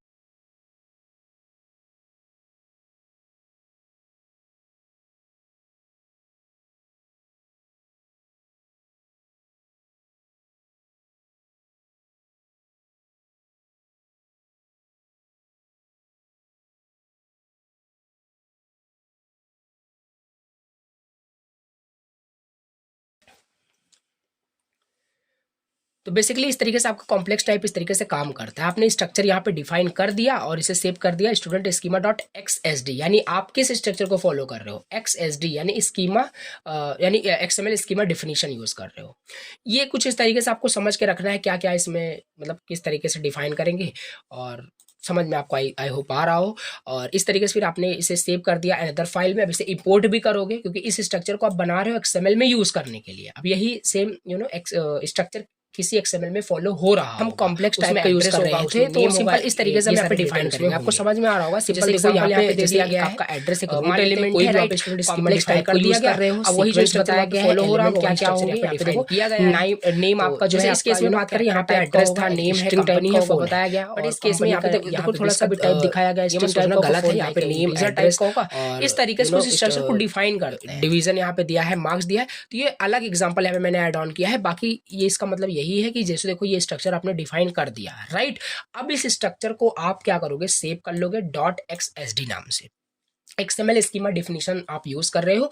अब किसी भी XML फाइल में आप इसे इंपोर्ट कर लोगे। अब इंपोर्ट करोगे तो उसमें यही सारी डिटेल आपकी होगी जो आपने डेटा टाइप डिफाइन किया है, राइट, ये हो जाएगा। तो ये देखो जो कुछ एग्जांपल यहाँ पे दिया है। और इंपोर्ट कुछ इस तरीके से यहाँ पे करते हैं, इंपोर्ट कुछ इस तरीके से यहाँ पे होता है, ये देखो, ठीक है, इस तरीके से ये इंपोर्ट होता है। अब ये हो गया आपका, इसके मतलब हमने टाइप्स देख लिया, XML वैलिडेशन हमने देख लिया, जो इंपॉर्टेंट था आपका DTD और XSD। अब इसके बाद हम अपना लास्ट टॉपिक देखते हैं जो कि हमारे पास है XML processor. This is the last topic of the first unit, और ये काफ़ी इंपॉर्टेंट भी है, पूछा जाता है, तो इसे भी थोड़ा सा इन डिटेल समझते हैं। XML प्रोसेसर क्या होता है? XML processor is a tool, ये आपका एक टूल होता है, सॉफ्टवेयर बोल सकते हो, that reads process and works with XML, ठीक, एक्सटेंसिबल मार्कअप लैंग्वेज के साथ ये काम करता है। It can parse, validate and transform XML data into something useful और displayable in simple term. XML processor helps you manage and use XML file efficiently, ठीक है। XML प्रोसेसर जो होता है is like a tool, like a software जो read करने के लिए कि that reads process and the works with XML, कोई भी आप एक्सएमएल कोई भी स्ट्रक्चर डिफाइन कर रहे हो, उसे जब आप क्या कर रहे हो, देख पा रहे हो अंदर ब्राउजर पे देख पा रहे हो with the help of the XML processor, कि कोई एक्सएमएल प्रोसेसर होगा जो आपके एलिमेंट्स आपके एट्रीब्यूट्स को प्रोसेस करके डिस्प्लेबल बना रहा है, देख पा रहे हो आप, कुल मिला के कहने का मतलब है। तो XML processor helps you manage and use XML file efficiently. Okay, so XML processor are tools or libraries used to read, interpret and manipulate XML data। दो पॉपुलर हमारे पास टाइप्स हैं एक्सएमएल प्रोसेसर के, एक होता है हमारे पास डॉम, एक होता है हमारे पास सैक्स। ठीक है, अब इसे हम दोनों को डिटेल से समझते हैं, दोनों को डिटेल समझते हैं। पहला हमारे पास होता है डॉम, जो जिसका मतलब होता है डॉक्यूमेंट ऑब्जेक्ट मॉडल। इसका मतलब क्या है, DOM loads the entire XML documents into memory and represent is a tree structure. अब जैसे जावा स्क्रिप्ट जब हम पढ़ेंगे तो वहाँ पे अब मैं आपको बताऊंगा डॉम और अच्छे से बताऊंगा, बट यहाँ पे एक्सएमएल के कंटेक्स्ट में आपको समझना है कि कोई भी एक्सएमएल फाइल जब आप लोड करते हो ब्राउजर पे, तो क्या होता है, जो आपका ये एक्सएमएल प्रोसेसर होता है, जो डोम होता है, ये पूरे आपके एक्सएमएल डॉक्यूमेंट को एज अ ट्री स्ट्रक्चर में लोड करता है, ट्री स्ट्रक्चर में लोड करता है। जैसे एग्जांपल लो, डोम का मतलब क्या, देखो यहाँ पे एक एग्जांपल लेते हैं, जैसे आपका एड्रेस था, ठीक है, यहाँ पे वही वाला एग्जांपल लेते हैं, एड्रेस था, ठीक है। उसी फाइल को जब आप वहाँ पे डिस्प्ले कराओगे, यानी उसको जब एग्जीक्यूट करोगे, तो डोम लोड करेगा पूरे एक्सएमएल डॉक्यूमेंट को, यानी आपका एक एड्रेस होगा, ठीक है, एड्रेस आपका एक रूट एलिमेंट बनेगा, यानी ट्री स्ट्रक्चर में क्या करेगा, सिंबल उसे डिफाइन कर देगा। तो इसमें आपके क्या होंगे, उसमें नेम है आपका, उसमें जो जो डिटेल्स आपने वहाँ पे डिफाइन किया है, नेम होगा, एड्रेस होगा, कंपनी नेम, फोन नंबर, जो कुछ भी आपने डिफाइन किया, तो एक ट्री फॉर्मेट में बस स्ट्रक्चर कर देता है, ये आपका बस याद रखना है। तो DOM loads the entire XML document into memory and represent as a tree structure. काम कैसे करता है, एक्सएमएल ट्रीट करता है पूरे डॉक्यूमेंट को as a tree of elements को एज अ ट्री फॉर्मेट में रिप्रेजेंट कराता है। अलाउ यू टू नेविगेट, और ऐसा ये सब हेल्प क्यों करता है, कि ताकि हम नेविगेट कर सके, मॉडिफाई कर सके, डिलीट कर सके किसी भी पार्ट ऑफ द एक्सएमएल को वेरी इजीली, एफिशिएंटली। ठीक, जैसे इमेजिन करो हमारे पास कुछ ये एक्सएमएल फाइल दिया गया है, ये देखो वही सेम एग्जांपल, बुक्स, हमारे पास एक रूट एलिमेंट होगा, बुक होगा, उसमें अंदर फिर ये देखो कुछ नेस्टिंग की गई है। तो डॉम का यूज करके क्या होगा, यू कैन एक्सेस टाइटल और author easily and modify them. तो हम इस तरीके से काफी इजी तरीके से हम एक्सेस कर सकते हैं, राइट। तो ये है, इसे ट्री स्ट्रक्चर में अगर हम बात करें तो पहला आपका बुक्स होगा, फिर बुक्स के अंदर बुक होगा, फिर टाइटल होगा, देन ऑथर होगा। तो अगर हम यहाँ पे use document object model as a tree structure में आपका ये रिप्रेजेंट करता है, तो हम इजीली एक्सेस कर सकते हैं किसे, टाइटल, ऑथर, इन सबको बहुत इजीली एक्सेस कर सकते हैं अगर ये ट्री फॉर्मेट में अरेंज होता है। तो ये सब आपको याद रखनी पड़ेगी, कैसे इसका काम क्या है, पर्पस क्या है। एडवांटेज की बात कर लेते हैं, इजी टू यूज है, good for a small XML file where you need to access or modify many parts। disadvantage भी है, not efficient for the large file, it is very good for small XML file but it is not very efficient, not good, not more usable for the large files because it loads the entire file into memory। और ये क्या कर रहा है, document object model कर क्या रहा है, पूरे आपके फाइल को एज अ ट्री स्ट्रक्चर में लोड कर रहा है आपके मेमोरी के अंदर। तो छोटे फाइल्स के लिए तो बेटर है, बट पूरे बहुत बड़ी फाइल्स अगर आपका है तो वो आपका मतलब कि यूज नहीं होता, ठीक है। तो ये आप देख सकते हैं। अब इसके बाद हमारे पास दूसरा क्या है, सिंपल एपीआई फॉर एक्सएमएल। ये क्या होता है, सिंपल एपीआई फॉर एक्सएमएल, इसे देख लेते हैं। तो simple API for XML read करता है एक्सएमएल फाइल को line by line, like a interpreter की तरह, sequentially without loading the entire document. ये पूरे डॉक्यूमेंट को आपका लोड नहीं करता, जबकि वो पूरे डॉक्यूमेंट को लोड करता था in the form of the tree structure. ये काम कैसे करता है, trigger events when it encounter specific parts of the XML, opening a closing tab, you handle these events in your code to process the XML. अच्छा, इसमें कहने का मतलब क्या है, कहने का सिंपल मतलब है कि जो आपका ये जो सिंपल एपीआई फॉर एक्सएमएल, ये आपका प्रोसेसर होता है, ये लाइन बाय लाइन आपको जो एक्सएमएल फाइल होता है उसको प्रोसेस करता है, लोड करता है पूरे डॉक्यूमेंट को लाइन बाय लाइन मेमोरी के अंदर। कोई भी इवेंट अगर ट्रिगर होता है, एनकाउंटर होता है, तो ये आपका एग्जीक्यूट करता है लाइन टू लाइन। अब देखो इसको एग्जांपल समझते हैं, for the same XML as above. तो वहां पे सिंपल एपीआई एक्सएमएल काम कैसे करेगा, would notify you when it finds books and book title, ये सारी चीजें। देखो एक सेकंड, थोड़ा सा एग्जांपल से इसको समझते हैं कि ये काम कैसे करता है। तो देखो लिखा यहाँ पे क्या है कि जैसे ये कब ट्रिगर करता है, ये आपका जो सिंपल एपीआई फॉर एक्सएमएल है, ये लाइन टू लाइन आपका क्या कर रहा है, इंटरप्रेटर की तरह आप इसे इमेजिन करो। अगर कहीं पे भी कुछ भी एरर मिलता है तो ये तुरंत आपका ट्रिगर करेगा, ठीक है, आपको तुरंत यहाँ पे इन्फॉर्मेशन देगा, तुरंत ट्रिगर करता है, एनकाउंटर कर जाता है। तो जैसे हमने एक्सएमएल में देखा कि ओपनिंग के साथ क्लोजिंग होगा, तो आपने क्या किया, आपने बुक का ओपनिंग टैग किया, बुक्स का किया हुआ है, बुक का आपने ओपनिंग किया बट क्लोजिंग नहीं किया, तो लाइन टू लाइन एग्जीक्यूट करेगा तो यहाँ पे ये ट्रिगर हो जाएगा आपका जो सिंपल एपीआई फॉर एक्सएमएल है।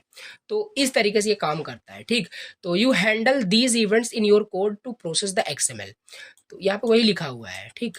तो ये आप देखेंगे समझ में आएगा। ओके, एडवांटेज क्या है, इफिशिएंट है लार्ज फाइल के लिए because it does not load the entire file, faster and use the less memory, ये सब रीड करना इसका डिसएडवांटेज ये हो गया। की डिफरेंस की अगर हम बात कर लें दोनों में, डॉम एंड सैक्स में दोनों में डिफरेंस क्या होता है, तो बिल्कुल फीचर यहाँ पे देख सकते हो। मेमोरी यूजेस की बात करें, डोम आपको पता था, बताया था, पूरे एंटायर डॉक्यूमेंट को वहाँ पे लोड करता है एज अ ट्री स्ट्रक्चर के फॉर्मेट में, और ये ना लाइन टू लाइन प्रोसेस करता है। स्पीड बात करें, ये स्लोवर होगा क्योंकि पूरे डॉक्यूमेंट को लोड कर रहा है, ये आपका फास्टर होगा क्योंकि लार्जर फाइल बड़ी फास्ट होता है आपका।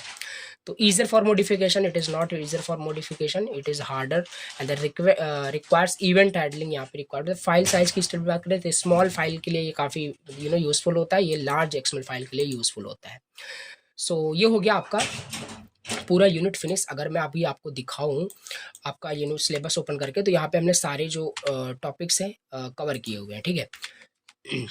तो ये रहा आपका unit first, and unit first अभी आप देखोगे तो सारे टॉपिक्स आपके इस वन शॉट में मैं कवर किया हूँ, और बहुत सारे इंपॉर्टेंट क्वेश्चंस थे, जैसे आपका एक्सएमएल से इंपॉर्टेंट क्वेश्चन पूछा जाता है और वेब डेवलपमेंट स्ट्रेटजी पूछा जाता है, वो हमने देखा। वेब प्रोजेक्ट काफ़ी इंपॉर्टेंट क्वेश्चन, और इंपॉर्टेंट क्वेश्चन के पीडीएफ भी मैंने शेयर कर दिए थे आपके टेलीग्राम पे भी शेयर किए थे, व्हाट्सएप ग्रुप में, और चैनल पे भी मैंने अपलोड किया था, तो आपने देखा होगा। इस तरीके से हो गया आपका unit first complete. Further next video में हम यूनिट सेकंड फिनिश कर रहे होंगे 1 घंटे के अंदर, वो भी फर्दर 5 यूनिट हम कंप्लीट करेंगे before university exam. So thank you so much for watching the lecture. I will see you in the next video. Thank you so much.